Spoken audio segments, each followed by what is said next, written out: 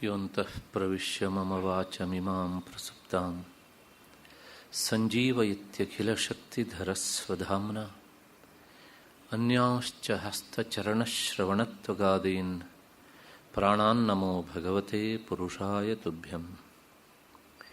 ಯಾ ವರ್ಣಪದವಾಕ್ಯಾರ್ಥಗದ್ಯಪದ್ಯಸ್ವರೂಪಿಣಿ ವಾಚಿ ನರ್ತಯತಿ ಕ್ಷಿಪ್ರಂ ಮೇಧಾಂ ದೇವಿ ಸರಸ್ವತಿ. ಸರ್ವವೇದಾಂತಸಿದ್ಧಾಂತಗೋಚರಂ ತಂ ಅಗೋಚರಂ ಗೋವಿಂದಂ ಪರಮಾನಂದಂ ಸದ್ಗುರುಂ ಪ್ರಣತೋಸ್ಮ್ಯಹಂ. ಶ್ರುತಿಸ್ಮೃತಿಪುರಾಣಾನಾಂ ಆಲಯಂ ಕರುಣಾಲಯಂ ನಮಾಮಿ ಭಗವತ್ಪಾದಂ ಶಂಕರಂ ಲೋಕಶಂಕರಂ. ನಮಸ್ತಸ್ಮೈ ಭಗವತೆ ಶಂಕರಾಚಾರ್ಯರೂಪಿಣೆ ಯೇನ ವೇದಾಂತವಿದ್ಯೇಯಂ ಉದ್ಧೃತಾ ವೇದಸಾಗರಾತ್. ಸದಾತ್ಮಧ್ಯಾನನಿರತಂ ವಿಷಯೇಭ್ಯಃ ಪರಾಂಗುಖಂ ನೌಮಿ ಶಾಸ್ತ್ರೇಷು ನಿಷ್ಣಾತಂ ಚಂದ್ರಶೇಖರ ಭಾರತೀ. ನನ್ನ ಅಧ್ಯಾತ್ಮ ಬಂಧುಗಳೇ, ಈ ಕಾರ್ಯಕ್ರಮದ ದತ್ತಿ ಪ್ರಾಯೋಜಕರಾದಂತಹ ಆಲಂಪಲ್ಲಿ ಶ್ರೀಮತಿ ಶಾರದಾಂಬ ಮತ್ತು ಶ್ರೀ ಲಕ್ಷ್ಮೀನಾರಾಯಣ ಶೆಟ್ಟಿಯವರ ಪರಿವಾರದವರೇ, ಎಲ್ಲ ಹಿರಿಯರೇ, ನನ್ನ ಮತ್ತು ನಿಮ್ಮೆಲ್ಲರ ಹೃನ್ಮಂದಿರವನ್ನು ಬೆಳಗ್ತಾ ಇರುವಂತಹ ಮಹಾಚೈತನ್ಯಕ್ಕೆ ಅನಂತ ಪ್ರಣಾಮಗಳನ್ನು ಸಲ್ಲಿಸ್ತಾ ಇವತ್ತಿನ ಚಿಂತನೆಗೆ ಮುಂದಾಗ್ತಾ ಇದ್ದೇನೆ.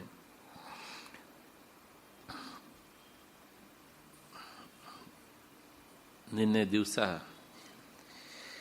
430ನೇ ಶ್ಲೋಕವನ್ನು ನಾವು ಚಿಂತನೆ ಮಾಡ್ತಾ ಇದ್ವಿ. ಆ ಶ್ಲೋಕದಲ್ಲಿ ಭಗವತ್ಪಾದರು ಒಂದು ಹೊಸ ವಿಷಯವನ್ನು ಇರಿಸಿದ್ರು. ಅದು ಏನು ಅಂದರೆ, ಹಿಂದಿನ ಶ್ಲೋಕಗಳಲ್ಲಿ ಆ ಸಮಾಧಿ ಸ್ಥಿತಿಗೆ ಹೋಗುವಂತಹ ಸಂಸಿದ್ಧನ ವಿಚಾರವನ್ನು ಸಾಕಷ್ಟು ಹೇಳಿ ಆದಮೇಲೆ ಅವನನ್ನು ಹೆತ್ತ ತಾಯಿ ಪುಣ್ಯವಂತೆ, ಅವನು ಓಡಾಡಿದ ಭೂಮಿ ಅದೂ ಸಹ ಪುಣ್ಯವತಿ, ಹೀಗೆಲ್ಲ ಹೇಳ್ತಾ ಹೇಳ್ತಾ ಮುಂದಕ್ಕೆ ಬಂದು ಅಂಥವನನ್ನು ಸಿಕ್ಕಿದರೆ ಅರ್ಚಿಸದೆ ಬಿಡಬೇಡ ಎನ್ನುವಂಥ ಮಾತನ್ನು ಗುರುಗಳು ಶಿಷ್ಯನಿಗೆ ಹೇಳಿದರು ಎನ್ನುವಂಥ ಈ ವ್ಯಾಜದಿಂದ ವ್ಯಾಖ್ಯಾನದಲ್ಲಿ ನಮಗೆ ತಿಳಿಸಿದರು. ಹಾಗೆ ಮುಂದಕ್ಕೆ ಬರ್ತಾ ಬರ್ತಾ ಆ ಯೋಗಿ ಮತ್ತು ಸಮಾಧಿ ಸ್ಥಿತಿಯನ್ನು ಹೇಳ್ತಾ ಬಂದಾಗ ಅಕಸ್ಮಾತ್ತಾಗಿ ಯಾರಿಗಾರ ಒಂದು ಸಂಶಯ ಬರಬಹುದು ಎನ್ನುವ ಹಿನ್ನೆಲೆಯಲ್ಲಿ ಸುಷುಪ್ತಿ ಅವಸ್ಥೆಗೂ ಸಮಾಧಿ ಅವಸ್ಥೆಗೂ ಇರುವಂತಹ ವ್ಯತ್ಯಾಸವನ್ನು ತಿಳಿಸೋದಕ್ಕೆ ಈ 430ನೇ ಶ್ಲೋಕದಲ್ಲಿ ಮುಂದಾಗಿದ್ದಾರೆ. ಯಾಕೆ ಅಂದರೆ, ಇದರಲ್ಲಿ ಹೇಳಿದ ವಿಷಯವನ್ನು ಕೇಳಿದ ಮಾತ್ರಕ್ಕೆ ಅದು ಅರ್ಥ ಆಗತ್ತೆ, ನಮ್ಮ ಅನುಭವಕ್ಕೆ ಬಂದುಬಿಡತ್ತೆ ಅನ್ನೋದಲ್ಲ. ಆದರೆ ಸಾಮಾನ್ಯ ಜನರ ಬದುಕೆಲ್ಲ 3 ಅವಸ್ಥೆಯಲ್ಲಿ ಕಳೆದು ಹೋಗ್ತದೆ. ಒಂದು ಜಾಗೃತ ಅವಸ್ಥೆ, ಎಚ್ಚರಾವಸ್ಥೆ ಅಂತ ಹೇಳ್ತೇವೆ. ನಾವು ಬದುಕಿನ ಬಹುಭಾಗವನ್ನು ಅಲ್ಲಿಯೇ ಕಳೀತೇವೆ. ಇನ್ನೊಂದು ಸ್ವಪ್ನಾವಸ್ಥೆ, ಅದು ಈ ಎಚ್ಚರ ಮತ್ತು ಸುಷುಪ್ತಾವಸ್ಥೆಯ ಮಧ್ಯದಲ್ಲಿ ಇದ್ರೂ ಸಹ ಸುಷುಪ್ತಿಗೆ ಹೋಗಿ ಆ ಅವಸ್ಥೆಗೆ ಜಾರುವಂತಹದ್ದು. ಇದು 2ನೇ ಅವಸ್ಥೆ. ಇನ್ನೊಂದು ಅವಸ್ಥೆ ಗಾಢನಿದ್ರಾವಸ್ಥೆ, ಸುಷುಪ್ತಿ ಅವಸ್ಥೆ. ಈ ಗಾಢನಿದ್ರಾವಸ್ಥೆಯಲ್ಲಿ ಪ್ರಪಂಚದ ಅರಿವು ನಮಗೆ ಇರುವುದಿಲ್ಲ ಅಂತ ಹೇಳಿದ್ರಿಂದಲೇ ಅಜ್ಞಾನ ಇದೆ ಅಂತ ಗೊತ್ತಾಗತ್ತೆ. ಏಕೆಂದರೆ ನನಗೇನೂ ಗೊತ್ತಾಗಲಿಲ್ಲ ಎನ್ನುವಂಥದ್ದು ಅಜ್ಞಾನದ ಲಕ್ಷಣ ತಾನೇ. ಹಾಗೆ ಆವಾಗ ಗೊತ್ತಾಗಲಿಲ್ಲ ಅಂತ ಎಚ್ಚರ ಆದಮೇಲೆ ಹೇಳುವ ನಾವು ಆ ನಿದ್ರಾವಸ್ಥೆಯಲ್ಲಿ ಸುಖಪಟ್ಟಿದ್ದನ್ನು ಅಲ್ಲಗಳೆಯೋದಕ್ಕೂ ಆಗೋದಿಲ್ಲ. ಅಲ್ಲಿಗಲ್ಲಿ ಸುಖವೂ ಇದೆ ಅಂತಾಯಿತು, ಅಜ್ಞಾನವೂ ಇದೆ ಅಂತಾಯಿತು. ಇಷ್ಟಾದ ಮೇಲೆ ಈಗ ಕೇವಲ ಜ್ಞಾನಮಯವಾದಂಥ ಒಂದು ಅವಸ್ಥೆ ಉಂಟೋ ಅಂತ. ಏಕೆಂದರೆ ಎಚ್ಚರದಲ್ಲಿ ನಮಗೆ ಬರುವಂಥ ಜ್ಞಾನ ಲಿಮಿಟೆಡ್ ಆದದ್ದು. ನಮ್ಮ ಇಂದ್ರಿಯಗಳು ಯಾವುದನ್ನು ಗ್ರಹಿಸಬಲ್ಲವೋ ಅಷ್ಟನ್ನು ಮಾತ್ರ ನಾವು ಜ್ಞಾನ ಅಂತ ಅಂದ್ಕೊಳ್ತೇವೆ. ಅವುಗಳಿಗೆ ಯಾವುದು ನಿಲ್ಕೋದಿಲ್ವೋ ಅದು ಜ್ಞಾನ ಅಲ್ಲ. 99.9 ಹೀಗೆ ವಿಚಾರ ಮಾಡೋದು ಅಲ್ವಾ. ಸ್ವಪ್ನಾವಸ್ಥೆ ಹಣೆಬಾರ ಎಚ್ಚರದಲ್ಲಿ ನೋಡಿದ್ದೇ ಜಿರಾಕ್ಸ್ ಕಾಪಿ. ಅದು ಈ ಜನ್ಮದ್ದಿರ್ಬೋದು, ಹಿಂದಿನ ಜನ್ಮದ್ದಿರಬಹುದು. ಗಾಢ ನಿದ್ರಾವಸ್ಥೆಯಲ್ಲಿ ಇದ್ದರೂ ಇಲ್ಲ ಇಂಥ ಸ್ಥಿತಿಯಲ್ಲಿ. ಹೀಗೆ 3 ಅವಸ್ಥೆಗಳಾದ ಮೇಲೆ ಇನ್ನೊಂದೇನಾದ್ರು ಅವಸ್ಥೆ ಇರಬಹುದೋ ಅಂತ. ಇನ್ನೊಂದು ಅವಸ್ಥೆ ಮೂರ್ಛಾವಸ್ಥೆ ಬಗ್ಗೆ ಬ್ರಹ್ಮಸೂತ್ರದಲ್ಲಿ ವಿಚಾರ ಮಾಡಿದ್ದಾರೆ. ಆದರೆ ಅದನ್ನು ಸುಷುಪ್ತ ಅವಸ್ಥೆಯಲ್ಲೇ ಸೇರಿಸಿಬಿಡ್ತಾರೆ. ಅದಕ್ಕೊಂದು ಪ್ರತ್ಯೇಕವಾದಂಥ ಅವಸ್ಥೆ ಅನ್ನುವಂಥದ್ದು ಇಲ್ಲ. ಆದರೆ ಇನ್ನೊಂದು ಅವಸ್ಥೆ ಅನ್ನೋದು ಉಂಟು. ಅದು ಯೋಗಿಗಳಿಗೆ ಮಾತ್ರ, ಸಿದ್ಧರಿಗೆ, ಸಂಸದ್ಧರಿಗೆ ಮಾತ್ರ ಅನುಭವಕ್ಕೆ ಬರುವಂಥ ಅವಸ್ಥೆ. ಅದು ಇಲ್ಲ ಅಂತ ನಾವು ಹೇಳುವಂತಿಲ್ಲ. ಯಾಕೆಂದರೆ ನಮಗೆ ಅನುಭವಕ್ಕೆ ಬಂದಿಲ್ಲ. ಆದ್ದರಿಂದ ನಮಗೆ ಅನುಭವಕ್ಕೆ ಬಂದಿರದೇ ಇದ್ದದ್ರಿಂದಲೇ ಅಂಥ ಅವಸ್ಥೆ ಇಲ್ಲ ಅಂತ ಹೇಳೋದಕ್ಕಾಗೋದಿಲ್ಲ.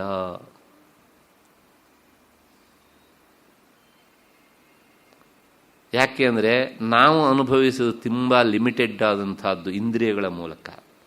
ಅಂದ ಮಾತ್ರಕ್ಕೆ ನಮಗೆ ಅನುಭವಕ್ಕೆ ಬಂದಿಲ್ಲ ಅಂದ ಮಾತ್ರಕ್ಕೆ ಆ ಅವಸ್ಥೆ ಇಲ್ಲ ಅಂತ ಹೇಳೋದಕ್ಕಾಗೋದಿಲ್ಲ. ನಾನು ಹಿಮಾಲಯವನ್ನು ನೋಡಲಿಲ್ಲ, ಆದ್ದರಿಂದ ಹಿಮಾಲಯವೇ ಇಲ್ಲ ಅಂತ ಹೇಳೋದಕ್ಕೆ ಆಗೋದಿಲ್ಲ.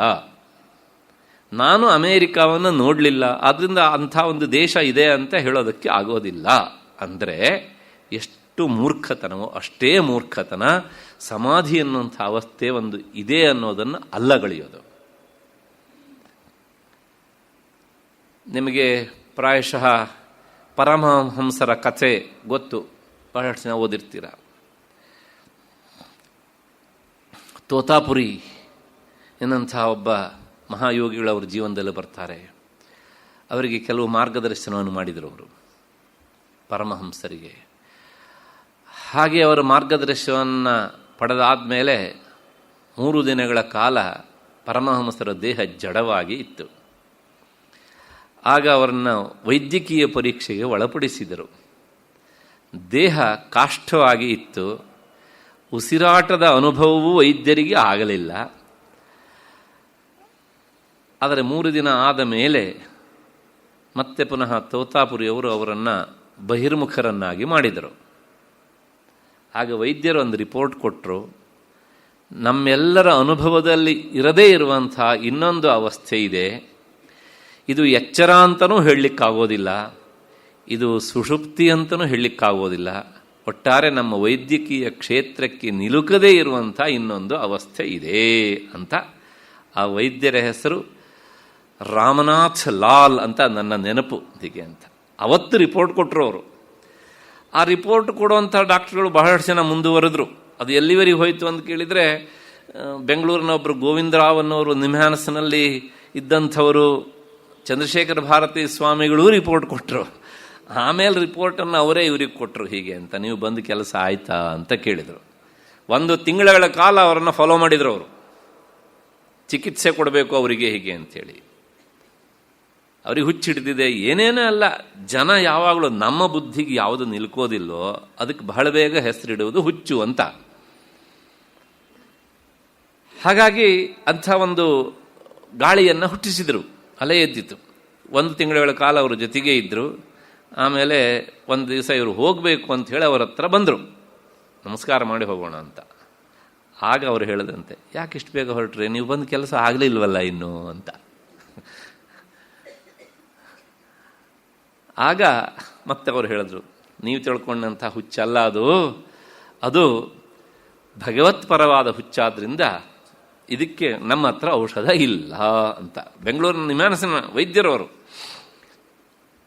ಹೀಗೆ ಈ ಸುಷುಪ್ತಿ ಮತ್ತು ಎಚ್ಚರ ಇದು ಎರಡನ್ನು ಮೀರಿದಂಥ ಒಂದು ಅವಸ್ಥೆ ಇದೆ, ಅದು ಸಮಾಧಿ ಅವಸ್ಥೆ ಅಂತ ಹೇಳ್ತಾರೆ. ಅದರ ಬಗ್ಗೆ ಈಗ ನಾವು ಈ ಶ್ಲೋಕದಲ್ಲಿ ಚಿಂತನೆ ಮಾಡ್ತಾ ಇದ್ದೇವೆ.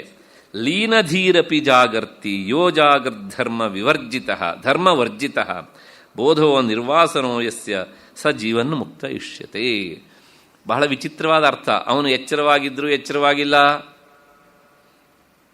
ಅವನು ಲೀನವಾಗಿದ್ದರೂ ಸಹ, ಅಂದರೆ ಅವನ ಬುದ್ಧಿ ಒಳಗಡೆ ಸೇರ್ಕೊಂಡಿದ್ರೂ ಸಹ ಅದು ನಿದ್ರೆ ಅಲ್ಲ. ಲೋಕದ ಅನುಭವ ಹೇಗೆ? ಬುದ್ಧಿ ಒಳಮುಖವಾಗಿ ಪೂರ್ತಿ ಸೇರ್ಕೊಂಡು ಬಿಟ್ರೆ, ಕ್ಷೀಣವಾದರೆ, ಅವಿದ್ಯೆಯಲ್ಲಿ ಲೀನವಾದರೆ ಅದು ನಿದ್ರೆ ಅಂತ. ಅವನಿಗೆ ಹೊರಗಿನ ಪ್ರಜ್ಞೆ ಇರುವುದಿಲ್ಲ. ಹಾಗೆ ಇವನಿಗೂ ಸಹ ಹೊರಗಿನ ಪ್ರಜ್ಞೆ ಇಲ್ಲ. ಆದ್ದರಿಂದ ಇವನ ಬುದ್ಧಿ ಅವಿದ್ಯೆಯಲ್ಲಿ ಲೀನವಾಗಿ ನಿದ್ರೆಯಲ್ಲಿದ್ದಾನೆ ಅಂತ ಹೇಳೋಣ ಅಂದರೆ ಇಲ್ಲ, ನಿದ್ರೆಯಲ್ಲಿಲ್ಲ. ಯಾಕೆ ಅಂದರೆ ನಿದ್ರಾವಸ್ಥೆಗೆ ಹೋಗಬೇಕಿದ್ರೆ ಬುದ್ಧಿ ಅವಿದ್ಯೆಯಲ್ಲಿ, ಅಜ್ಞಾನದಲ್ಲಿ ಲಯ ಆಗಬೇಕು. ಅವನ ಬುದ್ಧಿ ಅಜ್ಞಾನದಲ್ಲಿ ಲಯ ಆಗಲಿಲ್ಲ, ಅವನ ಬುದ್ಧಿ ಬ್ರಹ್ಮವಸ್ತುವಿನಲ್ಲಿ ಲಯವಾಗಿದೆ. ಆದ್ದರಿಂದ ಗಾಢ ನಿದ್ರೆ ಅಲ್ಲ. ಎಚ್ಚರದ ಡೆಫಿನೇಷನ್ ಪ್ರಕಾರ ಇಂದ್ರಿಯಗಳಿಂದ ವಸ್ತುಗಳನ್ನು ಅರಿಬೇಕು, ಅದನ್ನು ಅರಿತಾನೋ? ಇಲ್ಲ. ಆದ್ದರಿಂದ ಅವನು ಎಚ್ಚರವಾಗಿದ್ದಾನೋ ಕೇಳಿದರೆ ಎಚ್ಚರವಾಗಿದ್ದಾನೆ ಅಂತ ಹೇಳಲಿಕ್ಕೂ ಆಗೋದಿಲ್ಲ. ಹಾಗಿದ್ರೆ ಆ ಸಮಾಧಿ ಸ್ಥಿತಿಗೆ ಹೋದಾಗ ಅವನು ಆನಂದವನ್ನು ಅನುಭವಿಸ್ತಾ ಇರುವುದು ಆ ಕ್ಷಣದಲ್ಲಿ ಅನುಭವದಲ್ಲುಂಟು, ಅವನಿಗೆ ಅನುಭವದಲ್ಲುಂಟು. ಹಾಗಾಗಿ ಅದು ಗಾಢ ನಿದ್ರೆ ಅಲ್ಲ. ಗಾಢ ನಿದ್ರಾವಸ್ಥೆಯಲ್ಲಿ ಆ ಕ್ಷಣದಲ್ಲಿ ನಮಗೆ ಅನುಭವಕ್ಕೆ ಬರೋದಿಲ್ಲ. ಏನದು ಎಚ್ಚರ ಆದಮೇಲೆ ನಾವು ಬಡಾಯಿಸ್ತೇವೆ, ಅಷ್ಟು ಸುಖವಾಗಿ ನಿದ್ದೆ ಬಂದಿತ್ತು ಅಂತ. ಅವನು ಆ ಮೂಮೆಂಟಲ್ಲಿ ಅನುಭವಿಸ್ತಾನೆ. ಹಾಗಾಗಿ ಅದು ನಿದ್ರೆಯೂ ಅಥವಾ ಸಮಾಧಿಯೂ ಅಂತ ಹೇಳೋದು ಕಷ್ಟ, ಹೇಳಲಿಕ್ಕಾಗೋದಿಲ್ಲ. ಎಚ್ಚರವೋ ಅಂತ ಹೇಳೋದು ಕಷ್ಟ. ನಿದ್ರೆಯೂ ಅಲ್ಲ, ಎಚ್ಚರವೂ ಅಲ್ಲ. ಅದನ್ನೇ ಸಮಾಧಿ ಅಂತ ಕರೀತಾರೆ. ಅಷ್ಟ ಹಿನ್ನೆಲೆಯಲ್ಲಿ ಹೇಗಿರುತ್ತೆ ಕೇಳಿದರೆ, ಪದಾರ್ಥಾನಾಂ ಬೋಧೋಪಿ ನಿರ್ವಾಸನ. ಅಕಸ್ಮಾತ್ತಾಗಿ ಹೊರಗಿನ ಅವನು ಬಹಿರ್ಮುಖನಾದಾಗ ವಸ್ತುಗಳು ಅವನ ಕಣ್ಣಿಗೆ ಕಂಡ್ರೆ ಆ ವಸ್ತುಗಳ ವಾಸನೆ ಅಂದರೆ ಸಂಸ್ಕಾರ ಅವನಲ್ಲಿ ಏನೂ ಕೆಲಸ ಮಾಡಲ್ಲ. ನಮಗೆ ಎಚ್ಚರವಾದಾಗ ಕೆಲಸ ಮಾಡೇ ಮಾಡ್ತೇವೆ. ನಾವು ಹೇಳ್ದಂಗೆ ಜಡ ವಸ್ತು ಕೇಳೋಲ್ಲ, ಜಡ ವಸ್ತು ಹೇಳ್ದಂಗೆ ನಾವು ಕೇಳ್ತೇವೆ. ಹೀಗೆ ಇಷ್ಟು ಹೇಳಿ ಮುಂದೆ ಒಂದು ಯೋಗ ವಾಸಿಷ್ಠದ ಮಾತನ್ನು ಹೇಳ್ತಾರೆ ಅವರು. ಯದೃಚ್ಛೆಯ ಉಪನಯತೇಷು ಅಕ್ಷಿ ದಿಗ್ದ್ರವ್ಯೇಷು ಯಥಾ ಪುನಃ ನೀರಾಗಮೇವ ಪತತಿ ತದ್ವದ್ ಭೋಗ್ಯೇಷು ಧೀರಧೀ. ಯದೃಚ್ಛಯೋಪನತೇಷು, ಅಕಸ್ಮಾತ್ತಾಗಿ ಅವನ ಕಣ್ಣು ಯಾವುದೋ ವಸ್ತುವಿನೆಲ್ಲ ಹೀಗೆ ಬಿತ್ತು ಅಂತ ಇಟ್ಕೊಳ್ಳಿ. ಹಾಗೆ ಅವನ ದೃಷ್ಟಿ ಯಾವ ವಸ್ತುವಿನ ಮೇಲೆ ಬಿತ್ತೋ, ಮತ್ತು ಅವನ ಕಿವಿ ಯಾವುದೋ ಒಂದು ಶಬ್ದವನ್ನು ಕೇಳಿಸ್ಕೊಳ್ತು ಅಂತ ಇಟ್ಕೊಳ್ಳಿ. ಇದು ಎರಡೂ ಸಹ ಅವನ ಮನಸ್ಸಿನ ಒಳಗೆ ಹೋಗೋದಿಲ್ಲ. ಅಂದರೆ ಕಣ್ಣು ನೋಡಿದ ವಸ್ತುವು ಅವನ ಮನಸ್ಸಿನೊಳಗೆ ಹೋಗಲ್ಲ, ಕಿವಿ ಕೇಳಿಸಿಕೊಂಡ ಶಬ್ದವೂ ಅವನ ಶ್ರೋತ್ರೇಂದ್ರಿಯದ ಮೂಲಕ ಮನಸ್ಸಿನ ಒಳಗೆ ಇಳಿಯೋದಿಲ್ಲ. ದಿಗ್ದ್ರವ್ಯೇಷು ಯಥಾ ಪುನಃ. ಹಾಗಾಗಿ ಏನಾಗುತ್ತೆ ಕೇಳಿದರೆ, ಯಾವುದೋ ಒಂದು ವಸ್ತುವನ್ನು ನೋಡಿದಾಗ ಅದರ ಮೇಲೆ ಅವನಿಗೆ ಅಟ್ಯಾಚ್ಮೆಂಟ್ ಇಲ್ಲ. ನೀರಾಗಮೇವ. ಇಂತಹ ಈ ನಿರಾಗ ಸ್ಥಿತಿ ನಮಗೂ ಕೆಲವು ಸಲ ಬರ್ತದೆ. ಅಂದ ಮಾತ್ರಕ್ಕೆ ಸಮಾಧಿ ಅಲ್ಲ ಅದು. ನಾವು ಯಾವುದೋ ಒಂದು ವಿಚಾರವನ್ನು ಬಹಳ ಗಾಢವಾಗಿ ವಿಚಾರ ಮಾಡ್ತಾ ಹೋಗ್ತಾ ಇರ್ತೇವೆ. ಗಾಂಧಿ ಬಜಾರದಲ್ಲಿ ಆ ಕಡೆಯಿಂದ ನಮ್ಮ ಪರಿಚಿತರು ಯಾರೋ ಬರ್ತಾರೆ, ಅಲ್ಲಿಂದನೇ ನೋಡಿರ್ತಾರೆ ನಮ್ಮನ್ನು. ಆದರೆ ಅವ್ರ ನಮ್ಮ ಪಕ್ಕದಲ್ಲೇ ಹಿಂಗೆ ಕ್ರಾಸ್ ಮಾಡ್ಕೊಂಡು ಹೋದರೂ ಸಹ ನಮಗೆ ಗೊತ್ತಾಗೋದಿಲ್ಲ. ಯಾಕೆ? ಮನಸ್ಸು ಆ ವಿಷಯ ಜೊತೆಗೆ ಲಯ ಆಗಿಬಿಟ್ಟಿದೆ. ನಮಗೆ ಇದು ಎಲ್ಲೋ ಎಚ್ಚರಾವಸ್ಥೆಯಲ್ಲಿ ಕೆಲವು ಸಲ ಆಗತ್ತೆ, ಕೆಲವು ಸಲ ಅದು ಮಾತ್ರ ಸಮಾಧಿ ಅಲ್ಲ. ನಮ್ಮಂತಹ ಅದರ ಬಗ್ಗೆ ಎಳ್ಳಷ್ಟು ಪ್ರಯತ್ನವನ್ನು ಮಾಡದೇ ಇರುವವರಿಗೆ ಮನಸ್ಸು ಕೆಲವು ಸಲ ಒಂದನ್ನು ಬಲವಾಗಿ ಹಚ್ಚಿಕೊಂಡು ಇನ್ನೊಂದನ್ನು ಮರೆಯತ್ತೆ ಅಂತ. ಆದರೆ ಜೀವಮಾನ ಎಲ್ಲ ಅದಕ್ಕೋಸ್ಕರ ತೆಗೆದವನಿಗೆ ಅದಾಗೋದೇನು ಆಶ್ಚರ್ಯವ?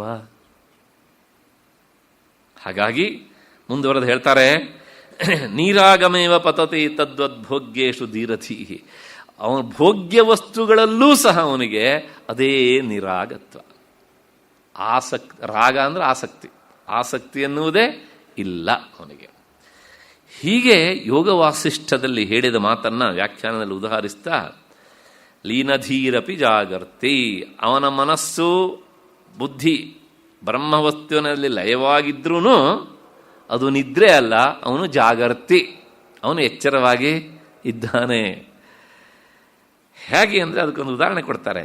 ಯಾಕೆ ಅವನು ಎಚ್ಚರವಾಗಿದ್ದಾನೆ ಅಂತ ನಾವು ಹೇಳ್ತೇವೆ ಅಂದರೆ, ಚಕ್ಷುರಾದಿ ಇಂದ್ರಿಯಾಣಾಂ ಸ್ವಸ್ವ ಗೋಲಕೇಶು ಅವಸ್ಥಾನೇನ ಉಪರತ್ಯಭಾವ ಜಾಗರ್ತಿ. ಅವನ ಕಣ್ಣು ಅಂದರೆ ಈ ಶ್ರೋತ್ರೇಂದ್ರಿಯ, ಮತ್ತು ನೇತ್ರೇಂದ್ರಿಯ, ಮತ್ತು ಈ ಘ್ರಾಣೇಂದ್ರಿಯ, ರಸನೇಂದ್ರಿಯ, ತ್ವಗೀಂದ್ರಿಯ ಇವೆಲ್ಲವೂ ಹಾಗೆ ಇರ್ತವಂತೆ. ಅವು ಲೀನವಾಗೋಲ್ಲ, ಹಾಗೇ ಇರ್ತವೆ. ಅಂದರೆ ಆವಾವ ಇಂದ್ರಿಯ ಗೋಳಗಳು ಹಾಗಾಗೇ ಇರ್ತವೆ, ಅಲ್ಲಲ್ಲೇ ಇರ್ತವೆ ಅವು. ಹಾಗಾಗಿ ಅವನು ನಿದ್ದೆ ಮಾಡಲಿಲ್ಲ, ಅವನು ಎಚ್ಚರವಾಗಿದ್ದಾನೆ. ಆದರೆ ಈ ಎಲ್ಲ ಇಂದ್ರಿಯಗಳ ಒಡತಿಯಾದ ಮನಸ್ಸಿದೆಯಲ್ಲ, ಅದು ಬ್ರಹ್ಮವಸ್ತುವಿನಲ್ಲಿ ಲೀನವಾಗಿ ಬಿಟ್ಟಿದೆ.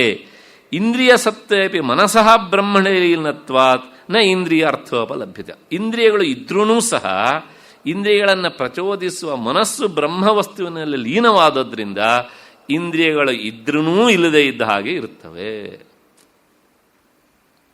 ಗೊತ್ತಾಯ್ತಲ್ಲ?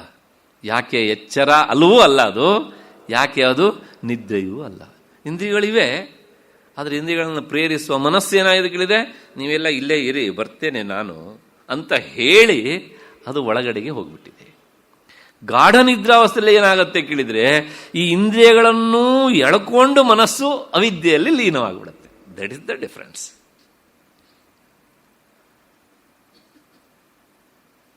ಹಾಗಾಗಿ ನಮಗೆ ಏನು ಗೊತ್ತಾಗೋದಿಲ್ಲ. ಹೀಗೆ ಇಂದ್ರಿಯ ಸತ್ವೇಪಿ ಮನಸಃ ಬ್ರಹ್ಮಣಿಲೀನತ್ವಾತ್ ನ ಇಂದ್ರಿಯಾರ್ಥ ಅನುಪಲಭತೆ ಯತಃ ತತಃ ಜಾಗೃದ್ಧರ್ಮ ವಿವರ್ಜಿತ. ಆದ್ದರಿಂದ ಮನಸ್ಸು ಅವಿದ್ಯೆಯಲ್ಲಿ ಲೀನವಾಗಲಿಲ್ಲ, ಬ್ರಹ್ಮವಸ್ತುವಿನಲ್ಲಿ ಲೀನವಾಗಿದೆ. ಇಂದ್ರಿಯಗಳು ಅಲ್ಲೇ ಇದ್ದರೂ ಸಹ ಅವುಗಳನ್ನು ಪ್ರಚೋದಿಸುವ ಮನಸ್ಸು ಅಲ್ಲಿಲ್ಲ. ಹಾಗಾಗಿ ಅವನಿಗೆ ಎಚ್ಚರ ಇದೆಯೋ ಅಂತ ಕೇಳಿದರೆ ಎಚ್ಚರವೂ ಇಲ್ಲ. ಅಷ್ಟಾದ ಮೇಲೆ ಮತ್ತೆ ಕದಾಚಿತ್ ಉಪಲಬ್ಧಾವಪಿ ದೃಢತಮ ವಿವೇಕ ಪ್ರಕರ್ಷಾತ್ ರಾಗದ್ವೇಷಾದಿ ಶೂನ್ಯತ್ವ ನಿರ್ವಾಸನ ಬೋಧತ್ವ. ಕೆಲವು ಸಲ ಅವನು ಇದ್ದಕ್ಕಿದ್ದ ಹಾಗೆ ಉತ್ಥಿತನಾಗಿ ಬಹಿರ್ಮುಖನಾದರೆ ಆಗೇನಾಗ್ತದೆ, ಇಂದ್ರಿಯಗಳು ಇರ್ತಾವಲ್ಲ, ಮನಸ್ಸು ಹೊರಮುಖ ಆಯ್ತಲ್ಲ ಅಂತಂದರೆ ಹಾಗೆ ಅವನಿಗೆ ವಿವೇಕ ದೃಢವಾಗಿ ಇದೆ. ಹಾಗಾಗಿ ಅವುಗಳನ್ನೆಲ್ಲ ಹೇಗೆ ನೋಡ್ತಾನೆ ಅಂತಂದರೆ ಅವನು ಅವುಗಳ ಬಗ್ಗೆ ರಾಗವೂ ಇಲ್ಲ, ದ್ವೇಷವೂ ಇಲ್ಲ, ಕನಸಿನಲ್ಲಿ ಕಂಡ ವಸ್ತುವಿನಂತೆ ನೋಡ್ತಾನೆ. ಹೀಗೆ ನಿರ್ವಿಕಾರನಾಗಿ ಇರ್ತಾನೆ ಜಾಗೃತ ಅವಸ್ಥೆಯಲ್ಲಿಯೂ ಸಹ. ಇಷ್ಟು ನಿನ್ನೆ ದಿವಸ ಹೇಳಬೇಕಾದದ್ದು ಈ ಶ್ಲೋಕಕ್ಕೆ ಬಾಕಿ ಇತ್ತು. ಅದಕ್ಕೋಸ್ಕರ ನಾಳೆ ನೋಡೋಣ ಅಂತ ಹೇಳಿದ್ದೆ. ಇಷ್ಟಾದ ಮೇಲೆ ಇನ್ನು ಮುಂದೆ 12 ಶ್ಲೋಕಗಳಲ್ಲಿ ಆ ನಿರ್ವಿಕಾರ ಸ್ಥಿತಿಯನ್ನು ವರ್ಣನೆ ಮಾಡ್ತಾರೆ. ಜೀವನ್ಮುಕ್ತ ಅವನ ನಿರ್ವಿಕಾರ ಸ್ಥಿತಿ ಹೇಗೆ ಅಂತ. ಯಾಕೆಂದರೆ ಅದು ಮುಖ್ಯವಾಗಿ ಅವನಲ್ಲಿರುವಂತಹದ್ದು. ಅವನ ಪ್ರಜ್ಞಾ, ನಿನ್ನೆ ದಿವಸ ಹೇಳಿದ್ದೇನೆ, ಶ್ರವಣ ಮನನ ನಿಧಿಧ್ಯಾಸನಗಳಿಂದ ಜೀವಬ್ರಹ್ಮರನ್ನ ಶೋಧಿಸಿ ಒಂದೇ ಚೈತನ್ಯ ಅಂತ ತಿಳಿದು ಅಲ್ಲಿಯೇ ನಿಂತಹ ಬುದ್ಧಿಗೆ ಪ್ರಜ್ಞಾ ಅಂತ ಹೆಸರು. ಇನ್ನೊಂದು 2-3 ಸಲ ಹೇಳ್ತೇನೆ, ಯಾಕಂದ್ರೆ ಮನಸ್ಸಿಗೆ ಗಟ್ಟಿ ನಾಟ್ಲಿ ಅಂಥೇಳಿ ರಿಪಿಟೇಷನ್ ಆಯಿತು ಅಂತ ದಯವಿಟ್ಟು ಅಂದ್ಕೊಳ್ಬೇಡಿ. ಯಾಕೆಂದ್ರೆ ಇಷ್ಟು ದಿವಸ ನಮಗೆ ಪ್ರಜ್ಞಾ ಅಂದ ತಕ್ಷಣ ಏನೋ ಬರ್ತಿತ್ತು ನೆನಪಿಗೆ, ಇನ್ನು ಮುಂದೆ ಪ್ರಜ್ಞಾ ಅಂದರೆ ಇದು ಅನ್ನುವ ಹಿನ್ನೆಲೆಯಲ್ಲಿ. ಹಾಗಿದ್ರೆ ಅವನ ಮನಸ್ಸು ಅದು ಪ್ರಜ್ಞಾ ಪ್ರತಿಷ್ಠೆ ಶಾಶ್ವತವಾಗಿ ಉಳಿದಿದೆ. ಹಾಗಾಗಿ ಅವನ ಆನಂದ ಅದು ಅಯಾಚಿತವಾಗಿ ಅಪ್ರಯತ್ನವಾಗಿ ಅವನಿಗೆ ಸಿಗ್ತಾ ಇರ್ತದೆ. ಅದಕ್ಕೆಲ್ಲ ಕಾರಣ ಏನು ಕೇಳಿದರೆ ಆ ನಿರ್ವಿಕಾರ ಸ್ಥಿತಿ ಅಂತ. ಮುಂದಿನ 431ನೇ ಶ್ಲೋಕದಲ್ಲಿ ಅದನ್ನು ಹೇಳ್ತಾರೆ. ಶಾಂತ ಸಂಸಾರ ಕಲನಃ ಕಲಾವಾನಪಿ ನಿಷ್ಕಲಃ ಯಸ್ಸ ಚಿತ್ತೋಪಿ ನಿಶ್ಚಿತ್ತಃ ಸ ಜೀವನ್ ಮುಕ್ತ ಇಷ್ಯತೆ. ಇನ್ನೊಂದು ಸಲ, ಶಾಂತ ಸಂಸಾರ ಕಲನಃ ಕಲಾವಾನಪಿ ನಿಷ್ಕಲಃ ಯಸ್ಸ ಚಿತ್ತೋಪಿ ನಿಶ್ಚಿತ್ತಃ ಸ ಜೀವನ್ ಮುಕ್ತ ಇಷ್ಯತೆ. ಯಾವನ ಸಂಸಾರ ಚಿಂತೆಯು ಶಾಂತವಾಗಿ ಇರುವುದೋ, ಯಾವನಿಗೆ ಅವಯವಗಳಿದ್ದರೂ ಅವನು ನಿರವಯವಾಗಿ ಇದ್ದಾನೋ, ಯಾವನಿಗೆ ಚಿತ್ತವಿದ್ದರೂ ಚಿತ್ತ ಇಲ್ಲದೆಯಂತೆ ಇದ್ದಾನೋ ಅವನು ಜೀವನ್ ಮುಕ್ತ. 3 ವಿಷಯ ಹೇಳ್ತಾರೆ. ಸಂಸಾರದ ಚಿಂತೆ ಶಾಂತವಾಗಿದೆಯಂತೆ, ನಮಗೆ ಸಂಸಾರದ ಚಿಂತೆ ಕುದಿತಾ ಇರ್ತದೆ.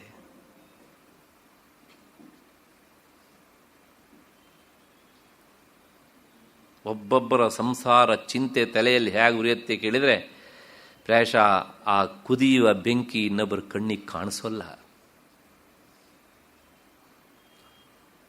ಅದಕ್ಕೋಸ್ಕರ ಮನಸ್ಸಿನ ಒಳಗೇನೇ ಅದು ಸುಡ್ತಾ ಇರುತ್ತೆ. ಚಿಂತಾಯಾಶ್ಚ ಚಿತಾಯಾಶ್ಚ ಬಿಂದು ಮಾತ್ರ ವಿಶೇಷತಃ ಚಿತಾ ದಹತಿ ನಿರ್ಜೀವಂ ಚಿಂತಾ ದಹತಿ ಜೀವಿನಂ. ಅರ್ಥ ಹೇಳ್ಬಿಡ್ತೇನೆ. ಚಿಂತೆಗೂ ಚಿತೆಗೂ ಒಂದೇ ಒಂದು ಸಣ್ಣ ವ್ಯತ್ಯಾಸ, ಒಂದು 0. ಚಿತೆ ಮಧ್ಯದಲ್ಲಿ 0 ಸೇರಿಸ್ಬಿಟ್ರು ಚಿಂತೆ, ಆ 0 ತೆಗೆದ್ರೆ ಚಿತೆ ಬೆಂಕಿ ಅಂತ ಅರ್ಥ. ಇದೆರಡಕ್ಕೂ ಏನು ವ್ಯತ್ಯಾಸ ಅಂತಂದ್ರೆ, ಚಿತೆ ಬೆಂಕಿ ಇದೆಯಲ್ಲ ಅದು ನಿರ್ಜೀವವಾದದ್ದನ್ನು ಸುಡತ್ತೆ, ಚಿಂತೆ ಸಜೀವವಾದದ್ದನ್ನು ಸುಡತ್ತೆ. ಹಾಗಾಗಿ ನಮಗೆಲ್ಲರಿಗೂ ಆ ಸಂಸಾರದ ಚಿಂತೆ, ಒಬ್ಬೊಬ್ಬರಿಗೆ ಒಂದೊಂದು ಚಿಂತೆ. ಪ್ರಾಯಶಃ ಈ ಪ್ರಪಂಚದಲ್ಲಿ ಎಷ್ಟು ಜನ ಇದ್ದಾರೋ ಅಷ್ಟು ಜನರ ದೇಹ ಬೇರೆ ಅಲ್ವಾ? ಆ ದೇಹ ಬೇರೆ ಆದದ್ರಿಂದ ಮನಸ್ಸು ಬೇರೆ ಅಲ್ವಾ? ಆ ಮನಸ್ಸು ಬೇರೆ ಆದದ್ರಿಂದ ಪ್ರತಿಯೊಬ್ಬರ ಚಿಂತೆಯೂ ಬೇರೆ ಬೇರೆ, ಹೌದಾ ಅಲ್ವಾ? ನಾವು ಕೆಲವು ಸಲ ಹೇಳ್ತೇವೆ, ನಮ್ಮ ಮನೆಯಲ್ಲಿ ಎಲ್ಲರಿಗೂ ಅದು ಒಂದೇ ಚಿಂತೆ ಇರು ಅಂತ. ಅದು ದೊಡ್ಡ ಚಿಂತೆ. ಇನ್ನು ಮಿನಿ ಚಿಂತೆಗಳಿರ್ತವೆ, ಸಬ್ ಚಿಂತೆಗಳು ಬೇರೆ ಒಬ್ಬೊಬ್ಬರಿಗೂ ಸಹ. ಅದನ್ನೆಲ್ಲ ಹೇಳೋಕ್ಕಾಗಲ್ಲ. ಅಪ್ಪಯ್ಯ ದೀಕ್ಷಿತರು ಪರಮೇಶ್ವರನ ಕುರಿತು ಒಂದು ಪ್ರಾರ್ಥನೆ ಮಾಡ್ತಾರೆ. ನಮ್ಮಂಥವರ ಹಣೆ ಬರವನ್ನು ಕಂಡು ಪ್ರಾಯಶಃ ಅವರು ಈ ಪ್ರಾರ್ಥನೆ ಮಾಡಬೇಕು. ಬಹಳ ಸುಂದರವಾದ ಮಾತು ಅದು. ಶಿವನನ್ನು ಕುರಿತು ಹೇಳ್ತಾರೆ ಅವರು, ಪರಮೇಶ್ವರ, ನೀನು ಇರುವುದು ಆ ಹಿಮಾಲಯದಲ್ಲಿ, ಸದಾ ಹಿಮದಿಂದ ಆವೃತವಾದಂತಹ ಪ್ರದೇಶ ಶೀತಮಯ. ಆ ಶೀತವನ್ನು ನೀನು ಅದು ಹೇಗೋ ತಡ್ಕೊಳ್ತೀಯೇ, ಸ್ವಲ್ಪನಾರು ನಿನಗೆ ಆ ಔಷ್ಣ್ಯ ಬೇಡವೇನೋ? ವಿಚಾರ ಮಾಡು. 1. 2ನೇದು, ನಿನ್ನ ಅರ್ಧಾಂಗಿ ಪಾರ್ವತಿ, ಅವಳನ್ನು ನೀನು ಅರ್ಧ ದೇಹದಲ್ಲಿ ಇರಿಸ್ಕೊಂಡಿದೆಯೇ, ಸಾಲದಕ್ಕೆ ಅವಳು ಸಹ ಆ ಶೀತಾ ರಾಜನ ಅಂದರೆ ಹಿಮವಂತನ ಮಗಳು, ಅವಳು ಸಹ ಅಷ್ಟೇ ತಣ್ಣಗಿದ್ದಾಳೆ. ಯಾಕೆಂದರೆ ಅಪ್ಪನೇ ಹಿಮ, ಅವನ ಮಗಳು ಅಂದರೆ ಇವು ಮರಿ ಹಿಮೆ. ಅದು ನಿನಗೆ ಚಳಿ ಅನಿಸಲ್ವ ನಿನಗೆ? 2. ಮತ್ತೆ 3ನೇದು, ನಿನ್ನ ತಲೆಯಲ್ಲಿ ಆ ಚಂದ್ರನನ್ನು ಇರಿಸ್ಕೊಂಡಿದ್ದೀಯೆ, ಅವನ ಹೆಸರೇ ಶೀತಾಂಶು ಅಂತ, ತಣ್ಣಗಿನ ಕಿರಣಗಳನ್ನು ಇಟ್ಕೊಂಡವನು ಅಂತ. ಅವನ ತಲೆ ಮೇಲೆ ಇಟ್ಕೊಂಡು ಆ ಚಳಿಯನ್ನು ಅದು ಏನು ಅನುಭವಿಸ್ತೀಯ ನೀನು? ಛೇ ಛೇ ಛೇ ಛೇ ಛೇ. ಹಾಗಾಗಿ ತಲೆ ಮೇಲಿರುವ ಚಂದ್ರ ತಣ್ಣಗೆ, ನಿನ್ನ ಅರ್ಧಾಂಗಿನಿಯ ಅಂಥ ಪತ್ನಿ ತಣ್ಣಗೆ, ಅದರ ಜೊತೆಗೆ ನಿನ್ನ ಮೈ ಮೇಲೆ ಹರಿತಾ ಇರುವಂತಹ ಹಾವುಗಳು ಒಂದಕ್ಕಿಂತ ಒಂದು ತಣ್ಣಗೆ. ಹಾವುಗಳ ಮೈ ಯಾವಾಗಲೂ ತಣ್ಣಗಿರುತ್ತೆ. ಇಷ್ಟೆಲ್ಲ ಸಾಲದು ಅನ್ನೋದಕ್ಕೋಸ್ಕರ ಮತ್ತೆ ಮುಂದುವರೆದು ತಲೆ ಮೇಲೆ ಆ ಗಂಗೆ ಬೆಲೆ ಇರಿಸ್ಕೊಂಡಿದ್ದೀವಿ. ಸಾಲದ? ಗಂಗೆ ತಣ್ಣಗೆ, ಚಂದ್ರ ತಣ್ಣಗೆ, ಹಾವು ತಣ್ಣಗೆ, ಪಾರ್ವತಿ ತಣ್ಣಗೆ, ನಿನ್ನ ವಾಸಸ್ಥಾನ ತಣ್ಣಗೆ. ಅಲ್ಲ, ಈ ಪಾಟಿ ಶೀತದಲ್ಲಿದ್ದರೆ ನಿನ್ನ ಕಥೆ ಏನು ಆದೀತು? ಅದನ್ನು ನನಗನ್ಸತ್ತೆ, ಈ ಶೀತ ಸ್ಥಳ ನಿನಗೆ ವಾಸಕ್ಕೆ ಯೋಗ್ಯ ಅಲ್ವ? ನನ್ನ ಹತ್ರ ಒಂದು ಜಾಗ ಉಂಟು, ನನ್ನ ಮನಸ್ಸು ಎನ್ನುವಂಥ ಒಂದು ಮನೆ. ಅದು ಬೆಂಕಿಯಿಂದ ಕುದಿದು ಕುದಿದು ಕುದಿದು ಬೆಚ್ಚಗಾಗಿ ಸುಡ್ತಾ ಇದೆಯೋ, ಅದರ ದಾಹ ನಾನು ತಡ್ಕೊಳ್ಳಾರೆ. ಈ ಮನೆಗೆ ಬಂದು ನೀನು ವಾಸ ಮಾಡಿದರೆ, ನೀನು ಬಂದದ್ರಿಂದ ನನ್ನ ಮನಸ್ಸು ತಣ್ಣಗಾಗತ್ತೆ. ಮತ್ತಷ್ಟೇ ಅಲ್ಲ, ನಿನಗೆ ಬೆಚ್ಚನ ವಾಸಸ್ಥಾನ ಸಿಗ್ತದೆ. ಬಾರೋ ಇಲ್ಲಿ ವಾಸ ಮಾಡು.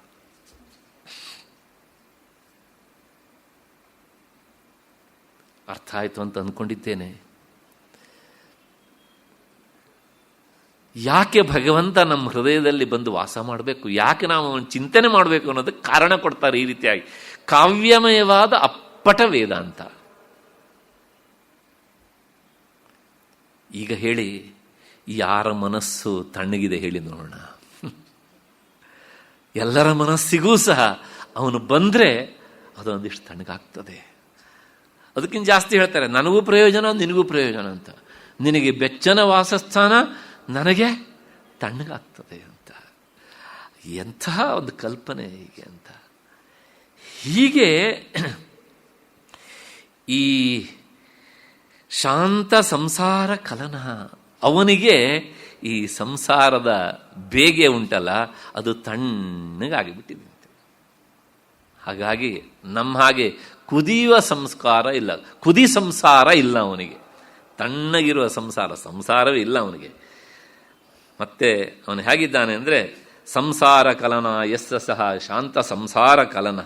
ಅಂದರೆ ಈ ವಿಶೇಷಣ ಅವನ ಬಗ್ಗೆ ನಿಶ್ಚಯವಾಗಿ ಹೇಳುತ್ತೆ. ಆ ಜ್ಞಾನಿ ಯಾವಾಗಲೂ ಸಹ ಶಾಂತ, ಕಡು ವೈರಿಯೇ ಮುಂದ್ಗಡೆಗೆ ಬಂದು ನಿಂತರೂ ಸಹ ಅವನೇನು ಕುದಿಯೋಲ್ಲ, ಹಾಗೆ ಇರ್ತಾನೆ.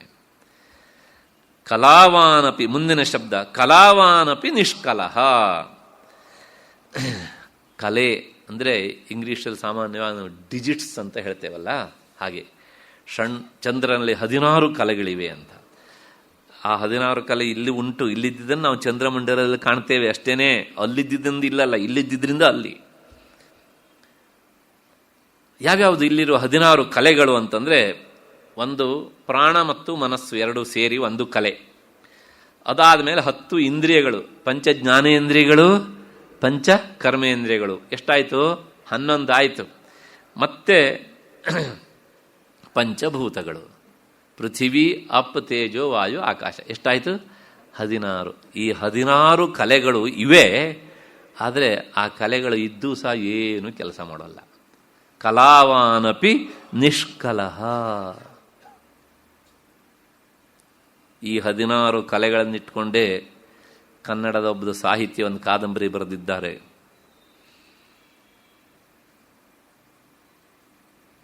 ಪ್ರಾಯಶಃ ಓದಿರ್ಬೋದು, ಇಲ್ಲಿ ಆ ಹೆಸರು ಹೇಳಿದ್ರೆ ಗೊತ್ತಾಗ್ಬೋದು ನಿಮಗೆ. ತರಾಸೋರು 4x4 ಅಂತ ಒಂದು ಕಾದಂಬರಿ ಬರೆದಿದ್ದಾರೆ.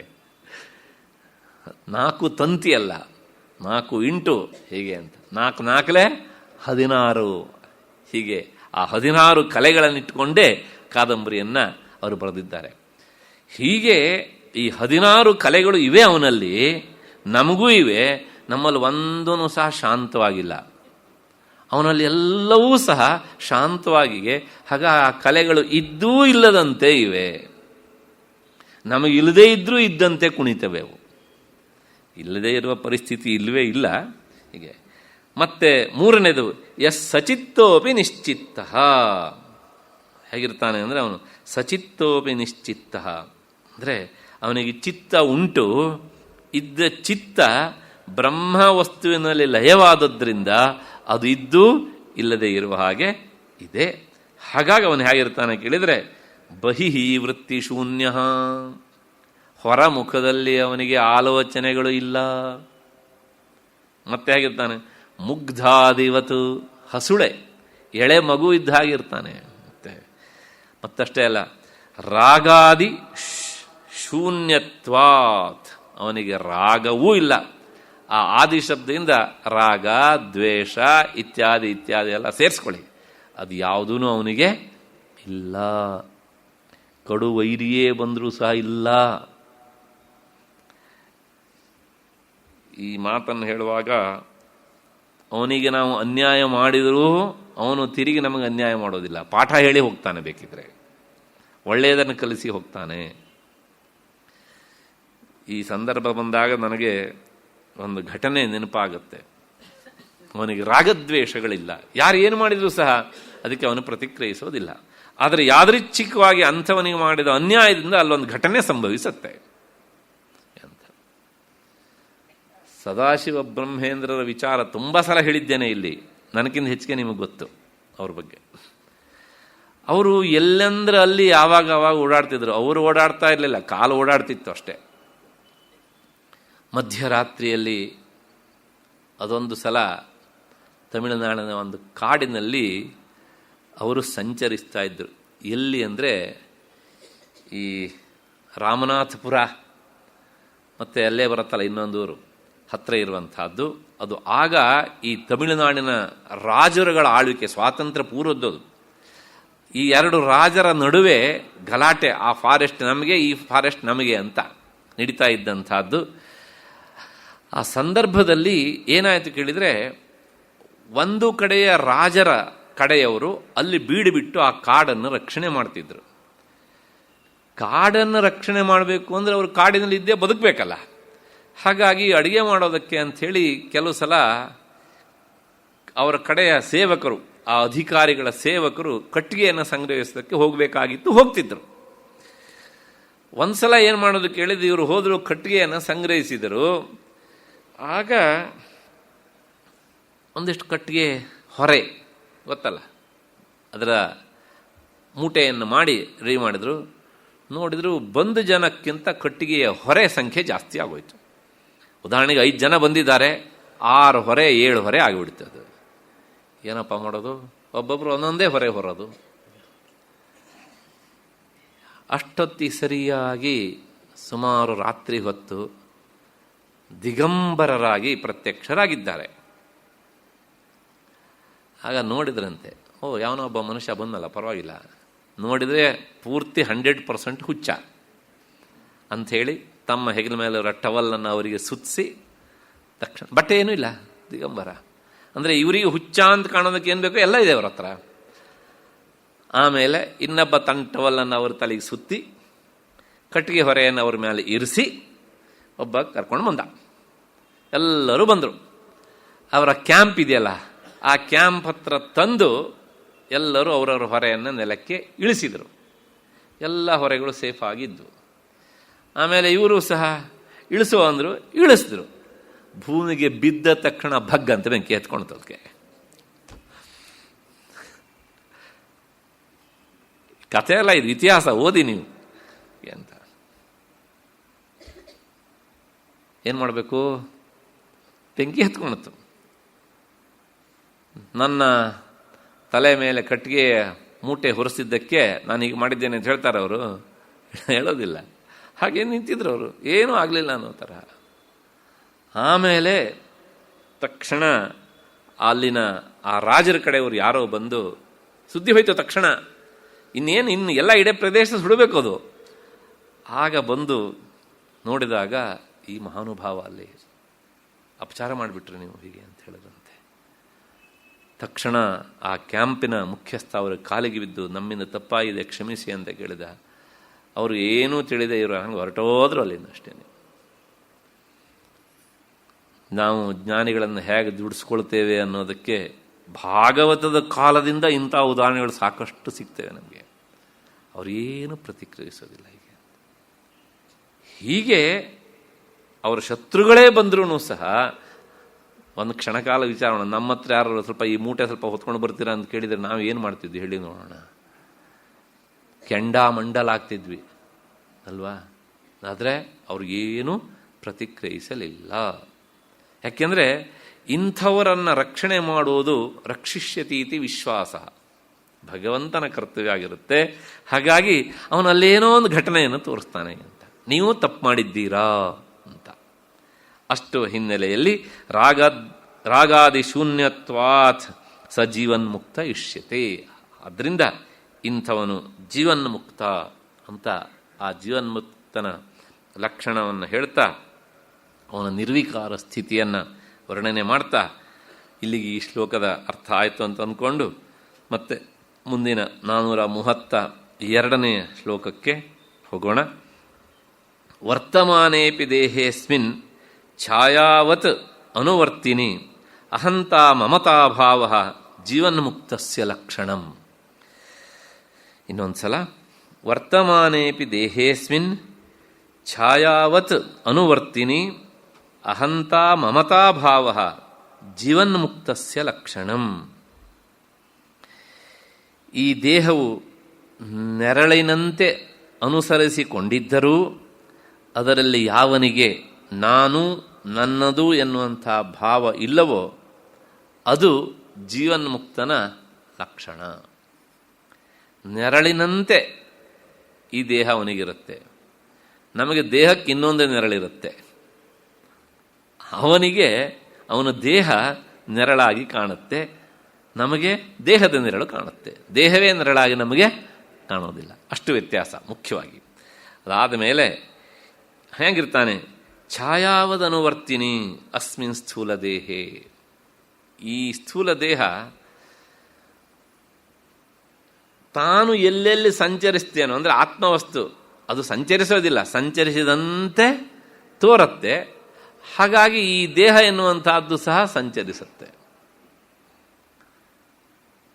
ಅದರಲ್ಲಿ ನಾನಿಲ್ಲ, ನನಗಿದು ಅಂಟ್ಕೊಂಡು ನನ್ನ ಹಿಂದೆ ಬರ್ತಾ ಇದೆ ಅಂತ. ಎತ್ತು ಹೋದಲ್ಲಿ ಬಾಲ ಹೋಗುತ್ತೆ, ಬಾಲ ಹೋದಲ್ಲಿ ಎತ್ತು ಹೋಗಲ್ಲ ಅಲ್ವಾ? ಹಾಗೆಯೇ ಇದು ನನಗೆ ಅಂಟ್ಕೊಂಡು ಬರ್ತಾ ಇದೆ ಅಂತ ಅವನು ಭಾವಿಸ್ತಾನಂತೆ. ವರ್ತಮಾನೇಪಿ ದೇಹೇಸ್ಮಿನ್, ಈ ದೇಹ ಇದಿದ್ರೂ ಸಹ ಅದರೊಳಗೆ ಅಹಂತ ಮಮತೆಯೋ ಅಭಾವ, ಈ ದೇಹವೇ ನಾನು ಅನ್ನೋದಿಲ್ಲ, ಮತ್ತು ಈ ದೇಹಕ್ಕೆ ಸಂಬಂಧಪಟ್ಟಿದ್ದು ಅನ್ನೋದು ಸಹ ಅವನಿಗಿಲ್ಲ. ನಾನು ಅನ್ನೋದು ಇಲ್ಲ, ನನ್ನದು ಅನ್ನೋದು ಇಲ್ಲ. ಯಾವಾಗಲೂ ಅಷ್ಟೇ, ಮೊದಲು ನಾನು ಅನ್ನೋದು ಇದ್ದರೆ ನನ್ನದು ಸಂಬಂಧ ಸೇರಿಕೊಳ್ಳುತ್ತೆ. ಕೆಲವು ಸಲ ಹಿರಿಯರು ತಮಾಷೆ ಮಾಡೋದುಂಟು. ನಾವು ಯಾವ ವಸ್ತು ಸೇರಿ ನೋಡಿದ್ರು ಸಹ ಇದು ನಂದು ನಂದು ನಂದು ಅಂತ ಹೇಳ್ತೇವೆ. ನಂದು ಅಂತ ಆಗಬೇಕಿದ್ರೆ ನಾನು ಅನ್ನೋದು ಗೊತ್ತಿದ್ರೆ ಆ ವಸ್ತು ನಂದು ಅಂತ ಗೊತ್ತಾಗುತ್ತೆ. ನಮಗೆ ದೊಡ್ಡ ತೊಡಕು ನಾನು ಅಂದ್ರೆ ಏನು ಅಂತಾನೆ ಗೊತ್ತಿಲ್ಲ, ಆದ್ರೆ ಆ ವಸ್ತು ನಂದು ಅಂತ ಹೇಳ್ತೇವೆ ನಾವು. ಎಷ್ಟು ಮೂರ್ಖ ನಾವು ಹೀಗೆ ಅಂತ. ಮೂಲವೇ ಗೊತ್ತಿಲ್ಲ, ಆ ಮೂಲ ಇಲ್ಲದೆ ನಾವು ಬಿಲ್ಡಿಂಗ್ ಕಟ್ತಾ ಇದ್ದೇವೆ ನಾವು. ನಂದು, ಅದು ನಂದು, ಇದು ನಂದು, ಮನೆ ನಂದು, ಕಾರ್ ನಂದು, ಓಹೋ ಈ ಸೈಟ್ ಎಲ್ಲ ನಂದು ಅಂತ. ಸರಿಯಪ್ಪ, ನಂದು ಸರಿ. ಹಾಗಿದ್ರೆ ನಾನು ಯಾರು ಅಂತಂದ್ರೆ ಅದನ್ನೇ ಅಲ್ವ ನಾವು 4-5 ವರ್ಷದಿಂದ ವಿಚಾರ ಮಾಡ್ತಾ ಇರೋದು. ಜೀವಮಾನ ಎಲ್ಲ ವಿಚಾರ ಮಾಡಿದ್ರು ಸಹ ಗೊತ್ತಾಗದೇ ಇರೋದು ನಾನು. ಆದ್ರೆ ಬಹಳ ಅಗ್ಗವಾಗಿ ಉಪಯೋಗಿಸ್ತೇವೆ ನಾವು. ಇದ್ದಕ್ಕಿದ್ದ ನೋಡ್ಬೇಕು, ಕೆಲವು ಜನ ಓಹೋ ಅವ್ರು ನಾನು ಅಂತ ಹೇಳೋದನ್ನು ಕೇಳ್ಬಿಟ್ರೆ ಇವ್ರಿಗೆ ಪೂರ್ತಿ ಅರ್ಥವೇ ಆಗಿಬಿಟ್ಟಿದೆ ಅಂತ ಹಿಂಗಿಟ್ಕೊಂಡು ನಾನು ಫೋನ್ ಮಾಡಿದಾಗ ಯಾರ್ರೀ ನಾನು, ಅದು ಕೆಳಗೆ ಇಳಿಯೋದಲ್ಲ ಮೇಲೆ ಹೋಗ್ತಾ ಇರುತ್ತೆ ಹೀಗೆ ಅಂತ. ಆದರೆ ನಾನು ಯಾರು? ಮುಂದೆ ಹೇಳ್ತಾರೆ ಅವನಿಗೆ ಆ ನಾನು ಅನ್ನೋದು ಇಲ್ಲ. ಯಾಕೆ ಅಂತ ಕೇಳಿದರೆ ನೀನು ಅನ್ನೋದು ಒಂದಿದ್ರೆ ನಾನು ಅನ್ನುವಂಥ ಭೇದ ಅಲ್ವಾ? ಹಾಗಾಗಿ ನಾನು ಅನ್ನುವುದು ಸಹ ಇಲ್ಲ. ಅದೇ ಇಲ್ಲ ಅಂತ ಅಂದಮೇಲೆ ಮತ್ತಿನ್ನು ಅದಕ್ಕಿಂತ ಮುಂದಿನ ಹಂತ ನನ್ನದು ಅನ್ನೋದು ಎಲ್ಲಿದೆ? ಅದು ಇಲ್ಲ. ಛಾಯಾವರ್ತಿನಿ ಅಹಂತ ಮಮತಾಭಾವ ಅದು ಜೀವನ್ಮುಕ್ತಸ್ಯ ಲಕ್ಷಣಂ ಅಂತ ಹೇಳ್ತಾ ಇದರಿಂದ ಏನು ಹೇಳ್ದಂಗಾಯ್ತು? ಏತೇನ ಸರ್ವೇಷಾಂ ವಿಕಾರಾಣಾಂ ರಾಗದ್ವೇಷಾದೀನಾಂ ಜರಾಮರಣಾದೀನಾಂಚ ಸ್ಥೂಲ ದೇಹಾಭಿಮಾನ ಮೂಲಕತ್ವಾತ್. ಅದರಿಂದ ಏನು ಹೇಳ್ದಂಗಾಯ್ತು ನೋಡಿ, ರಾಗ ದ್ವೇಷ ಯಾವುದಕ್ಕೆ ಸಂಬಂಧಪಟ್ಟಿದ್ದು?